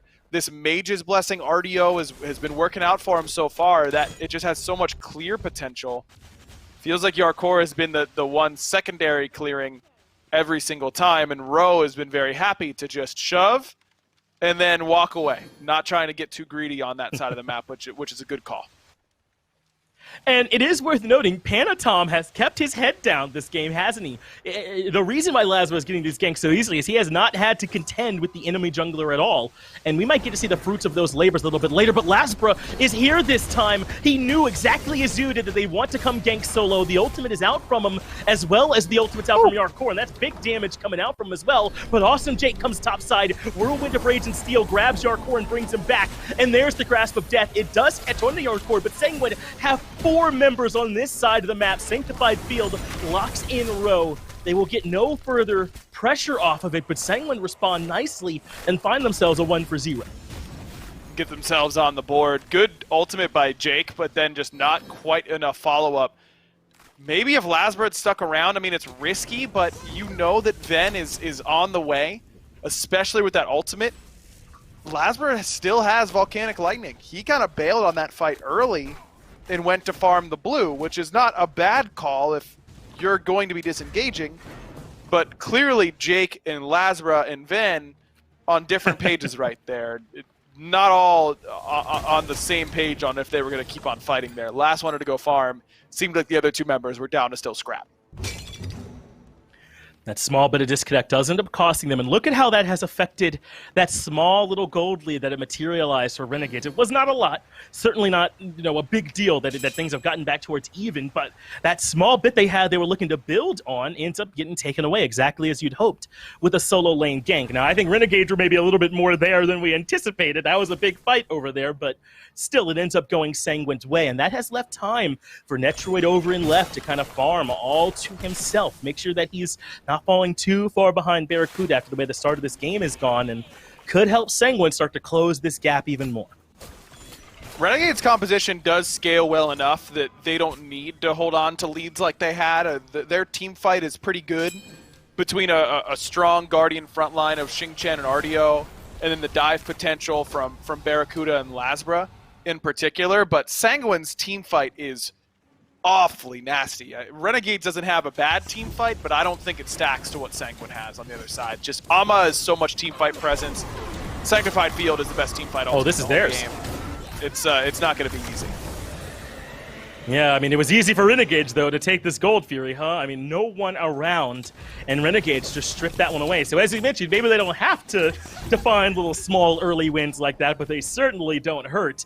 But that means Panatom will rotate over to solo, but Ro kind of keeping his head on a swivel, not going to make it easy for them to bully him 2 games in a row. And I think that this is something worth noting for Renegades. They're going to make good on-the-field adaptations, I think. With Ro in there with them, that's the kind of thing that he and other coaches specialize in, and we're starting to see it. Ro not getting bullied the same way here again. He's been playing well in this game for sure. You ask anyone on Renegades, hey, Ro will, 10 minutes in, he's down like a level to your core. That's it. Just 1 level. They sign in blood for that. 100%. You're really looking to just get him into the team fighting stage, then hope that your communication as a unit. I mean, it's not like Ro is a dude who you kind of picked up out of ranked that you haven't played with before. It's a guy that you're talking to literally every day. I mean, he lives with the team. It's not like he's a guy that you haven't seen or haven't spent time with. So that part of the game, not to say that it's not going to be worse, because it still will be. Having Ro in for solo patrol in every measurable way in terms of how your team will operate is going to be worse mechanically. That's just an indisputable fact. You're hoping that the team environment will be good enough that that won't end up mattering. Well, Pyromancer from Sangwon would be the response to the Gold Fury taken a minute ago from Renegades, but Ro and the rest of Renegades are here. In fact, the objective gets dropped completely, and now it's this battle. It's a scrap instead. Ro gets caught out early on, takes some damage, but they return a good bit back Wrongyu's way. And now Awesome Jake flicking in, Whirlwind of Rage and Steel gets some beads out as well. So Sangwon a bit on the retreat, but now the Sanctified Field has everybody in it. Benenu just doesn't care. Meltdown Shinto. Ro getting one on the board here. The SPL takes care of Yarkor as well, and that's our Pyromancer. Renegades not ready to go just yet. Looks like Renegades have found themselves a beautiful window here in game number 2, and that should have been a much better fight for Sangwon, but Barracuda on the way means they know they're on a timer. Netrioid is not going to be able to match that rotation power from the Jingwei, and Renegade's front line just play that fight so well. First it's Ro getting in there, and then Jake is able to take pressure off by blinking in, getting relics, getting ultimates, then he switches out, Ro goes back in, is the target once more, and then as soon as Sangwon decide to all-in commit onto the RDO, off that dazzling offensive, we've got the Sanctified Field coming down, that's when Renegades spring the trap and collapse in onto Sangwon. That was a beautiful team fight from Renegades. And remember, I'm not saying that this is a throwaway set for Renegades, but this is a truly uphill battle, I think, if we give Sangwon their due respect. But every little bit of teamwork we see from them, all that light we see from this roster, it looks like things are starting to click, I think matters for them down the road in their much more realistic set as part of their doubleheader this weekend. So Renegades are not just playing for this moment. This is on the fly, building that synergy up, proving that this form of the roster can work so that they've got that trust, that confidence later on in the set that I think is a little bit more in their grasp. This is not necessarily the warm-up, but the one where you're kind of playing with house money. You know that you're in a much more difficult spot. So I agree. There's a great spot for Renegades to be in so far. I mean, Ro is a little bit ahead in terms of player damage. He's gone beads as a second relic, really respecting that Sanctified Field, which makes sense. No form of CC immunity in the kit for RDO, so she really has to worry about that CC coming from Shinto. When you're playing Ario, sometimes it feels like you just have to have it. Not just the lack of CC immunity, but how punishable your dash can be as well. You need some extra help a lot of the time. As this mid-tier 1 being threatened, ultimate coming out from Jake does force the beads from Panatom in response. The tier 1 tower still stands though, but look at the damage going Panatom's way. You think Veneno's comfortable here on this Persephone? You think that damage is swinging for him? Renegades are ready to start playing around this mid lane pick, and look at their positioning. This Fury is not too far from spawning, 25 seconds away. They want to make sure they've got control of the left side of the map for when that spawns. Panatom smartly hits the quick reset and heads on back because he knows that that's going to be an important fight around this Gold Fury. I mean, Renegades are up a good 2,000 gold at this point. Now Panatom has no beads. It's up to the rest of Renegades to punish them. Jake did his job setting them up for this team fight. Now they've either got to wait for that Whirlwind of Rage and Steel to come back up, or someone else has got to be the one to punish Panatom for having no beats. He elects to get the Sledge, has the Brawlers, Beat Stick, Warrior, Tabi, and Sledge as the build here for the set. And we don't see a whole lot of them, so I don't know if there are a ton of builds out there that are solidified.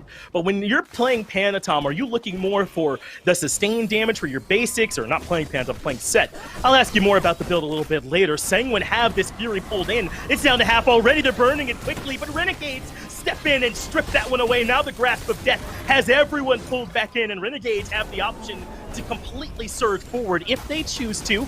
Looping around the backside is going to be Lasbra on this Pele. Sanguine do not get the objective, but they at least keep all their lives. Interesting call by Sanguine. I mean, they just don't have great secure on their team. Who is the most burst damage for Sanguine? A multi-clone skewer. Oh, Shinto in trouble already. Lasbra's ult was great. And there's another Whirlwind of Rage and Steel. Venenu gets the kill. Lasbra gets the second as Rongyu joins Shinto in the afterlife. That should spell a mid-tier 2 tower for Renegades, though. Set is still lurking over the wall, piloted by Panatom. They cannot quite stick around for the mid-tier 2. They're so low, and look at this. Netroid never rotated. He's continuing to push in the long lane. Barracuda should be able to back, use that rapid reincarnation to get there. Netroid respects it, and he backs as well. But this is a much better looking Renegades than we saw in Game 1. They're being proactive. They're getting their hands dirty. They're the ones starting fights in situations where they aren't scared to go in. I think a lot of times we see the Renegades walk in, see the Gold Fury at 20% and go, man, wish we were here earlier. All right, guys, what do we want to do next? And walk away. Not this time. This time, they double blink in, get their carries a little bit of space, and set themselves up for a steal, and then they win the coin flip. They win the 50-50 on a weird call by Sanguine, in my mind, to try and commit to that. And then they keep on going. I love the way they're playing. Could be some trouble for Venenu. Dazzling offensive forces out the beads, and Shinto will get the kill credit there, so that's just Venenu getting caught out. But as only Persephone can from the afterlife, posthumously, he drops the ultimate and locks down Yarkor for a moment, but they don't have the damage to take him down all on their own. So Sanguine will take a much-needed return pick as Yarkor groups up with Panatom over in left, but that's just while they're looking around. They're ready to take the back and reset. Yes, Renegades are in control, but they're only up at, a little less than 4,000 gold or so. It's certainly not to a point where Sanguine can't fight back in. Still a pretty solid lead. I mean, 4K, nearly 4K at 17 minutes is a noticeable lead, but this is what can't happen. You cannot get picked over and over again. Van's already gotten picked once. Barra loses the beads to make sure he isn't the second. And Sanguine now starting up the Pyro. This is a bit risky, it feels, but Jake moves in. Rongyu pushes him back out, but Ro is here to help try and lock him down. They don't commit any cooldowns, though, so Rongyu gets to walk away for free. Pyromancer still standing as well, so Renegades really just controlling the space, not looking to try and lock down this objective just yet. Lasbra's on his way, Barracuda here as well. Shinto pushing up in mid. Now they can take Pyro with Sanguine sufficiently pushed out. No way, Panatom makes it in. And that's yet another objective going to the Order side team. This is a much cleaner looking game from Renegades, honestly. They've looked great so far, and like I said, it's not like they need massive advantages in order to win, but it's going to help against how good Sanguine's team fight is, and Sanguine has not yet won a full 5-on-5 team fight. That's been Renegades who have come away with those basically every time. Sanguine's really only initiated fight themselves was around Gold Fury, but even that looked like Sanguine was a little bit more interested in getting the objective and getting out. Renegades have done a good job at forcing Sanguine's hand to fight maybe a little bit earlier than they wanted to. Sanguine still looking aggressive. Now they're pushing down the mid-tier 1. Sanguine just want to group up and fight over something. At least that's what it feels like from where I'm sitting. Panatom takes quite a bit of damage, but not nearly as much damage as Ro in the back of the fight. Netroid with the snipe puts on the scope, takes care of Ro pretty easily on the backside of the fight. So now they got the 5v4 advantage, but they only have ultis for Panatom, Shinto, and Rongyu. I think Sanguine recognized it, backing up and just taking their picks. I think this is how Sanguine planned to get back in, forcing down objectives, taking picks, and not fighting Renegades on even ground. Very hit-and-run style of gameplay right now from Sanguine, and I love it. I love the different play style. Renegades clearly trying to counteract that now by grouping after Sanguine is now spread out, but this is kind of the exact opposite of how you beat this play style. You have to find the same flow that Sanguine is going for. You have to match their tide progress, so to speak. And right now, Renegades are grouping up when Sanguine is splitting up, and then splitting up when Sanguine's starting to group up. And Sanguine's been able to find some windows because of it. They've cut this lead a little bit further back, but still Renegade's in a good spot. And as you've covered, that doesn't mean really a whole lot, right? Even if things get even, Renegades can certainly still win some team fights. So no need to panic if you're a Renegade fan out there. This one's still certainly in the realm of doable for those guys right now. Oracle Vision will belong to Renegades as well. So far, they've out-confirmed basically everything, even little minor objectives that don't mean a whole lot. And I think that's got to weigh on Sanguine a bit. I don't know if they can afford to take any more 50-50 objectives. They just don't have great secure. They just don't have the burst damage to make sure. So they need to be working on taking team fights instead, because they are very strong in that facet. If you can group up and use this Ama Aura, use Sanctified Field to full effectiveness, get someone low, let Netrioid snipe them, it's going to make these fights look a little bit easier for sure. And remember, if you're Shinto in this fight, you do not want to get too involved. He doesn't have beads for the 45 seconds. So he wants to help, but he wants to help from exactly where he's standing, from that far back if possible. Renegades have the Gold Fury down below half. Jake's up at the front trying to keep them zoned, but the objective is, at least for now, it's basically full again. Renegades took a little bit of damage for their trouble, and Sanguine are kind of just watching and threatening from the side. If Renegades want to do this objective, they might have to find a way to get a bit more of an advantage before they just start it up. Both supports have gotten a little bit poked out, and that is a bit better for Sanguine because they have the Ola Run heal in order to get back to healthier, but at the same time, Xingqian has all that HP 5, so he's going to end up regenning. Not great right now, but as soon as Jake walks into a lane, tags a couple minions with that Furious Roar, he'll be back up to full HP pretty quickly.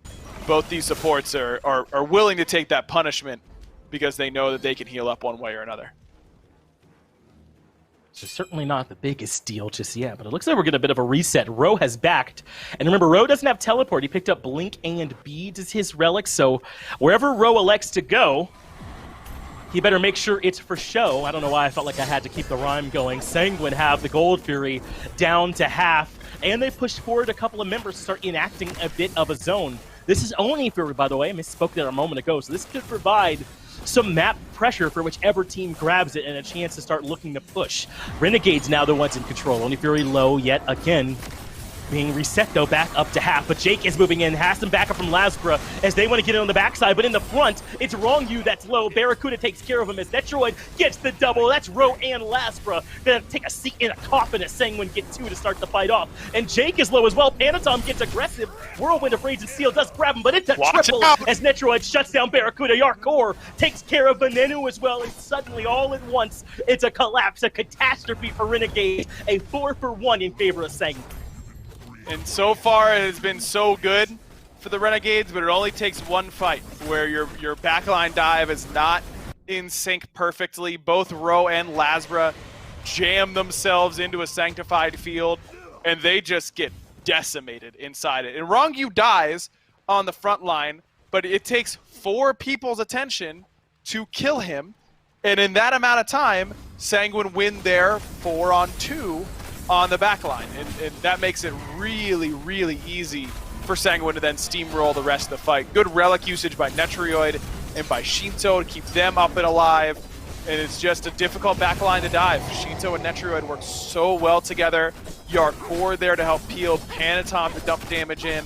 Sanguine really just used their composition perfectly.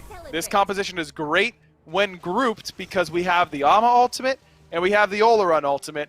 Instead of the Ama and the set going into the Renegades backline, we'll do that later. We can catch up to them. That's not a problem.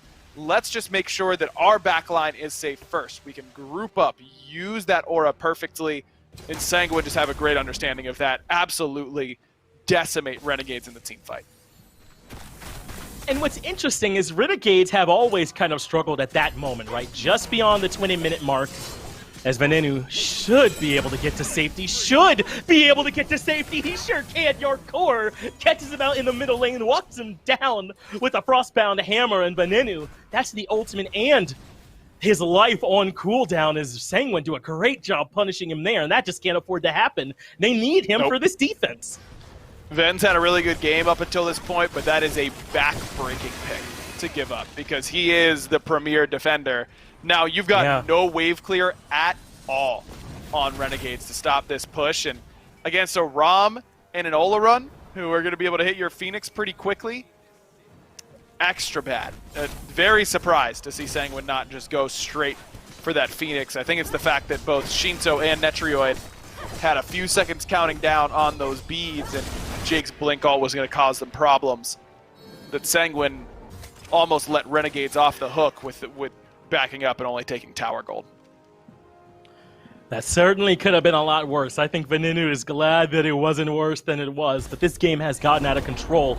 And I was going to make the point that Renegades have struggled just beyond the 20-minute mark about as long as they've been the Renegades, right? They can get to this point where they've got a small lead, they're ahead, and then things get out of control for them. But this is the first time I feel like we've seen them lose their lead, at least making a play in the affirmative, like something offensive for them that might have worked, but just goes a little bit awry. So I don't know if that's progress or not, but it feels as though Renegades are in a similar spot that we often see them. And ever since that great start for Lasbra, he's been completely ineffective. I mean, look at his player damage. Both junglers have really struggled to find damage so far in this game. They're the two bottom in this game so far. It's not been a set, or a game rather, to remember really for either one. But you feel like with the start that Lasbra had in particular, you'd expect a little bit more. And now that Panatom is this deep in the build, I think it's fair to expect a little bit more. We've got to see both of these junglers step up. Certainly should, right? And this kind of extends to the conversation we were having about Panatom in Game 1. Well, we're glad to see him do well on the Pele and how that might extend the God pool a bit. Well, I think if you're watching this set game from him, you're happy to let him take that one, right? It just has not been very impactful. As can't quite get the dive going here on the mid lane. It's a 3-2 split for Sanguine as they have their solo and jungle in mid. Everyone else is over-threatening on the right side Phoenix. And looks like Renegades are going to respond in kind with a 3-2 defense. Kind of have Jake in the middle, floating between the two. But Sanguine aren't ready to overcommit into this just yet. They're going to play patiently and wait till they have minions to push in with, even in mid, still holding back. This is the only wave that they'll have Fire Giant for. By the time the next wave gets here, Fire will be gone. So this is the one that matters. If they're going to push, it has to happen here. And that's a lot of damage to put onto Jake. Now remember, they're the defenders, so they can fall back towards the fountain, heal up, and be back quickly. And really, it looks like Sanguine can't capitalize on this window at all. They considered a 3-2. Now they're going to send Panatom over to solo to push there. And as you mentioned, Fire Giant buff is going to fall off. It's off now. They're no longer going to have that to help them out with trying to push, but they're going to take the fight anyway. Lasbra taking some damage. Dazzling Offensive does lock him down. He's down to half, but 4 members of Renegades defend in mid, so they step up and right, do Sanguine for a little bit more damage, but even still, struggling to really find any purchase. But now they're all in committing here in mid. They bring it down low as well, but they cannot commit to actually take the structure, and they're very low on the backside. That's how Renegades are pushing. Shinto drops his ult, but the Whirlwind of Rage and Steel gets 2, brings everybody back towards Renegade's base, and that means Shinto is low in a bad part of town. Venenu gets 1, Jake gets the other, and this push for Sanguine gets absolutely stuffed. Netrioid trying to trade it out because he knows he's dead to rights. Gets the Aegis from Barracuda, is going to be able to kill him. That one last auto on the drop down actually ends up getting the kill. So 1 for 1 in terms of ADC, but you lose both Shinto and Panatom. Fire up now. Killing Barra there is a huge play by Netrioid, because that completely takes away the Renegades' DPS options. I don't think they can do Fire now. It's certainly going to be a lot harder for them, and they really don't even seem to be rushing to get here. Yarkor and Wrong You did, just to make sure they had someone there for defense, but they'll get the news that there's no need to panic just yet. But how did you feel about that siege from Sanguine anyway? I mean, you like the 2-3 split, but they really weren't able to make a whole lot happen with it. It was just so... It took so long to develop. I don't understand what they were waiting for. I mean, poke damage on a Lasbra and Jake eventually earns them that, but I just think that they should have been pushing Phoenix's earlier than that. They did their push, picked Ven, reset, then got some towers and the like, and that just takes too long. I understand that both Shinto and Netrioid don't have beads, so they couldn't siege when Ven was outright dead, but I think you can posture up a little bit, stand near the line, make sure you're outside of blink range, and then find yourself on top of the Phoenix a little bit easier. Well, it's Sanguine coming out to start up this objective. They are still a bit in the lead, but certainly not anything to where they should feel like this is theirs for free, but they got here so early. Maybe if they hadn't peeled off, it would already be done.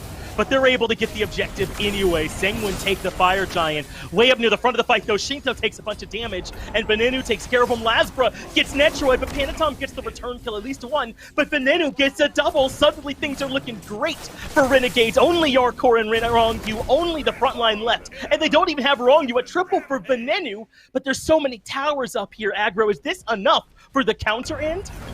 It should be. I mean, they've got 40 seconds on Shinto, but they don't have a wave coming. Time. Their front line is going to really struggle to withstand this damage because they don't have fire.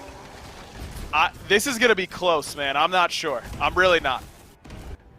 It is indeed going to be close, but it's a long time before backup is here. 20 seconds at most, and Yarkor is not even going to force his way out. That Phoenix is done, and he knows it. So Renegades have a ton of time to use to try and take care of this Titan. Dazzling offensive does manage to lock down one with the stun. Yarkor takes care of Barracuda, and that really should be enough. That's all their sustained damage. Yarkor and the hell of a set, standing tall underneath the Titan.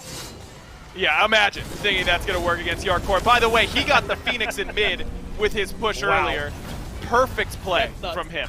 That's just, you want to talk about how hard it is to know exactly what to do in a situation like that. Yarkor played that to literal perfection. I don't think there's anything he could have done better. Not a single thing. That was insane.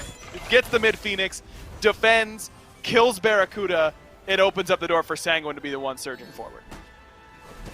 Well, earning some of that praise we were talking about earlier, Venenu using the point-blank grasp of death does end up hitting the wall. Get some good damage on the Shinto either way, though, but now Panatom getting in close to one of the backline carries, takes care of Venenu easily, and is even going to be able to keep up the chase here onto Lasbra. Good use of this watery grave, keeps him close. It's so much disruption. He finally is able to get that ultimate off to disengage, but Yarkor is in left, bringing up a minion wave to threaten the left side Phoenix. The rest of Sanguine are in right to threaten there. They're stretching this map out, and once again, Renegades don't have Venenu. Barracuda's got to try and take the 1v1 up against Yarkor and left. I don't really like the 8 there. Shinto drops down the ultimate. That does help them lock down one. Whirlwind of Rage and Steel to control Wrongyu, but the right side Phoenix cannot stand. Barracuda gives up and left. That means Yarkor takes that Phoenix, and just like that, Sanguine have all 3 Phoenixes down. Netroid blows through Awesome Jake. It's a double as he takes care of Lasbra too. Keep bringing them to him because he's got plenty of autos. The Row is the only member left. Barely gets back to the fountain as Barracuda over in left tries to keep out the minion wave, but Sanguine slowly over time whittled down Renegades, and now they're firmly in control. Barra just doesn't. I don't even think he fired an auto there. He's basically dead already. Yeah, you're either going in or you're not. And Barra got caught in between and gets flattened for it. Well, Shinto gets the double. Venenu respawns, does get the kill on the Wrongyu, but look at the Titan aggro. Look at the Titan. It's so low. Venenu does get the double. This should keep Sanguine out of the base, at least for now, but look how low their Titan is. Sanguine basically only need to come in for a little while to be able to close the game out from here. Yarkor, a man on a mission once again. He came back to finish what he started. Movie trailer voice coming in as he comes down the mid lane. I don't think that Renegades are going to let him just waltz in and end, but it's to the point where that's almost an option for him. It sure feels that way, and he's earned that aura that's around him right now. Yarkor, 5-1-6, and this isn't like game 1, where, the sub came in and he got a free lane. Ro played much better this time, got some help from Lasbra over there a little bit too. I mean, this is a much more competitive lane this time around, and Yarkor, with a game that was basically entirely in favor of Renegades for 20 minutes, has fought back in and really earned this late game presence that he has right now. And I don't even know if he plans on back, and he's just staying out here the whole time, making sure the waves were pushed up. He's already sold his boots, already has his elixir of speed. Doesn't have a whole lot to back for at this point. He can just spend this time stripping the jungle, making sure that Renegades have nothing to come and take. whenever it's time for them to start pushing out a little bit. We're pretty far away from that happening anyways, though, Finch. I mean, those side Phoenixes are down for a while. Your Titan won't start to regen until all 3 Phoenixes are back up. Yep. Seems like an eternity now for Renegades. Pyromancer going down. They'll be right here waiting for the Fire Giant. Still 15 seconds left. So, as always, Sangwon appear to be dotting their I's and crossing their T's before they look to make it in here. And I think that's correct. I mean, even with the Titan this low, you certainly could still get, blocked right there outside of the Titan room and potentially struggle. So they want to make sure they have every advantage before they push in. But look at Renegades. They don't want to give this up for free. They're pushing out at least a little bit. They don't have Lasber here, but they want to be near the Fire Giant. Awesome Jake blinks in, but much too early. I don't think you realize that they really weren't that close to finishing it at all. So Jake ends up kind of wasting the blink. Meanwhile, Wrong Yu so tanky that he's able to push forward through it all. Benenu dies very early on. Netroid is low as well. Has to use the ultimate to get away, but has Shinto there to provide him some cover. Panatom, the late game, finally outputting some damage. And it's Ro that has to get an up close and personal look at it. At this point, that is the end of this game. Barracuda is not going to be able to defend the Titan all on his own. No beads for him, no ultimate. This would be the best defense we've seen in a year filled with insane Titan defenses. Don't think it's going to happen for the man. And Yarkor, just making sure that that's not even a thought in our head, pushes Barracuda all the way back into the fountain, still taking a ton of damage, as he does get the kill on the Yarkor at the very least, but that's about all. Not much consolation as Sangwon 2-0 take care of the new look Renegades while they're still figuring stuff out. Hey man, Renegades looked an awful lot better in game number 2. That RDO was much better for Ro than the Odin. For the record though, can we just say, I was talking on Waiting Room about how Sangwon just looks at the tier list and picks the best gods. What is with Ro and coming in, you know that you're the coach, right? Like that you're not trying to break the meta. Play the good stuff, dude. Look at the tier list and pick the good stuff that's easy to execute on. The RDO is better. But I'm good on the Odin for a little bit, man. That one's good to stay in the pocket. Yeah, maybe a little bit of head scratching there still, those picks. But I think we can all agree, at least in game 2, Ro showed up for them a little bit more than even I could have expected there in that game. Impressive stuff from Sangwon, though. They get the 2-0 and continue to look like one of our strongest teams. I'll get it back to Dalton and Mifflin, though. Have them wrap things up.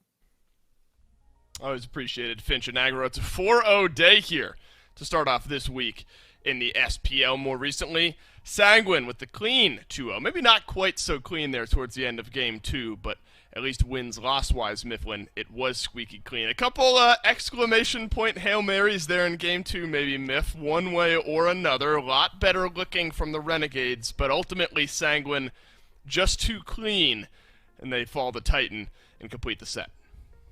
Look, I mean, Ro performed admirably in that second set, but not enough so to counteract the pressure that the man Yarkor was able to do. I'm sure Aggro and Finch did it perfect justice, but that was absolutely phenomenal play towards the end of that game to not only confirm taking away the enemy mid-Phoenix, but saving his own Titan from a push from the enemy team. The dude's a legend. He knew that exactly what he had to do, clear out one wave that means to be able to finish off the Phoenix, backs just in time, and then takes out the priority target inside of Barracuda.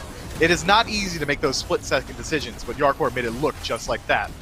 Yeah, very strong performance today from Yarkor, especially in a set where expectations were even a little bit higher going up against the super sub in Ro for the Renegades. And Netroid, I don't even say he turned things around, but really kicked things up a notch, I think, here in game number 2. The triple kill and then just melts down damage towards the end of this game. We were interested to see how far that ROM fell. There was an Ola run locked in earlier on as well. That's just too much, Mifflin. An Ola run and a ROM, those two together, even if you just looked at Sanctified Field, Sangwon had a near infallible draft, I think, here for game 2. I mean, Sangwon do what they do best, which is locking in the meta picks. I think it's not even on them. We can't praise their drafting phase. It's whether or not the enemy team is going to allow them to continually get away with picking these SS picks every single week. Renegades didn't do enough to mitigate their drafting phase this time around. But I think the takeaway, if you're a Renegades fan from this week, is that Ro performed completely admirably in Game 2. Their next head-to-head is up against Obey. I think we're looking at a highly competitive set that might even favor Renegades, despite playing with a sub. That's right. We were pretty back and forth, honestly, Mifflin, on whether to go Bay, whether to go Renegades in that one. That one a little bit later on this weekend. So fun to look forward to that one. Sanguine, though, despite some ups and downs in game number 2, able to find the 2-0 win here over the Renegades. We are able to sit down now with Yarkor post-game here. How he's feeling? Well, we're here with Yarkor right now. Thanks up there, Dolson. I was going to riot if we didn't get you here, Yarkor, after the way that you ended game number 2. Talk to me about the Phoenix push to get it and back to defend the Titan. How are you feeling during all that, man? I mean, to be like completely honest, when I saw all my teammates die, I think we might lose. So, I mean, I maybe can get a wave into you can get a Phoenix maybe if I somehow defend. And I think the thing that changed that defense was that I saved my boot for an item too. So I didn't have the elixir speed, but I have like full toxic blade. So somehow I defend the Titan, and I think that was the winning point of the game. I think so too, man. I mean, we all got to agree with you on that one. That turned it around. Well, I think it's obvious that you were, favored in this matchup with Rose, so I won't ask you too much about that. Instead, I want to ask you about in game 1, I felt like you guys came out of the gates hot with early aggression, which is not what I normally feel like you guys' style is. Was that an intentional decision to try and maybe branch out a little bit more and see how you all can do playing aggressive in the early game? We always want to, be passive, I think. But the thing is, when we pull the trigger, I mean, when we want to do something, I think that maybe all the time is gonna work. So when we see the opportunities, we just take it, and I think that what happened in game 1. Well, I know it's not your go-to style, but I agree. When you all see the opportunity, your early game can look pretty scary too. And you all are on kind of a hot streak right now, Yarkor. I know that a while ago you feel like you all kind of had a meeting, you sat down and got refocused. Do you feel like that's still helping you all even now? Like you all have maintained that focus here for a few weeks now in a row? Yeah, we're completely focused. We need to work on some things. Like, for example, today we barely secures any objective, so we have we have still things to work on, but I think we're in a good spot right now. I think so too, man. You all are very quickly becoming one of my favorite teams to watch. Appreciate you taking some time, Yarkor, to talk to me. I know you all know what you got to work on, so I'll let you get back to it. And I'll get back to Dolson to close things out on the desk. Thanks.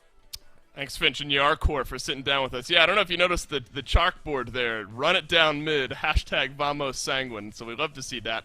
Always good to hear from Yarkor as well. Mifflin, you start to look forward for these guys on Sunday. A couple days from now, they're going to be going up against SSG. So big matchup for Sanguine. Based on what we saw from both of these teams today, we saw both SSG, both Sanguine, both similar sets. Very strong in game 1. Slowed down a little bit in game number 2, but still able to secure the win. How excited are you for that set on Sunday? Insanely excited, and for different reasons. I like Space Station's mentality. I think just kind of coming in with that troll mentality is one of the coolest things you could do, especially if you're going to be at the top of the leaderboard. I love every single individual player on Sanguine. How do you not watch that Yarkor interview and just have a big cheesy grin on your face the entire time? They're a lovable group of guys, and they're also one of the best teams in the league. It should be a hugely important and exciting set to watch. I can't wait. Well, Mifflin, tomorrow is Ghost E United and then Renegades Obey to wrap things up. Which of those two do you think carries a little bit more weight with it? I think Renegades Obey is going to be impactful in a huge way, right? If Obey is able to find a win there, obviously any win that Obey can find is going to be huge for them. But I think it's really important for Renegades in this state of flux when removing SOT and putting Row in instead. They need to still find their foothold here because you would consider the Obey set the free one. That's right, and E United versus Ghost went 2-1 the first time around. Maybe some of that tomorrow. That's it, though, for today in the SPL. On behalf of myself, Mifflin, all the other casters, everyone back in production, thanks for watching. We'll see you tomorrow at 3 p.m.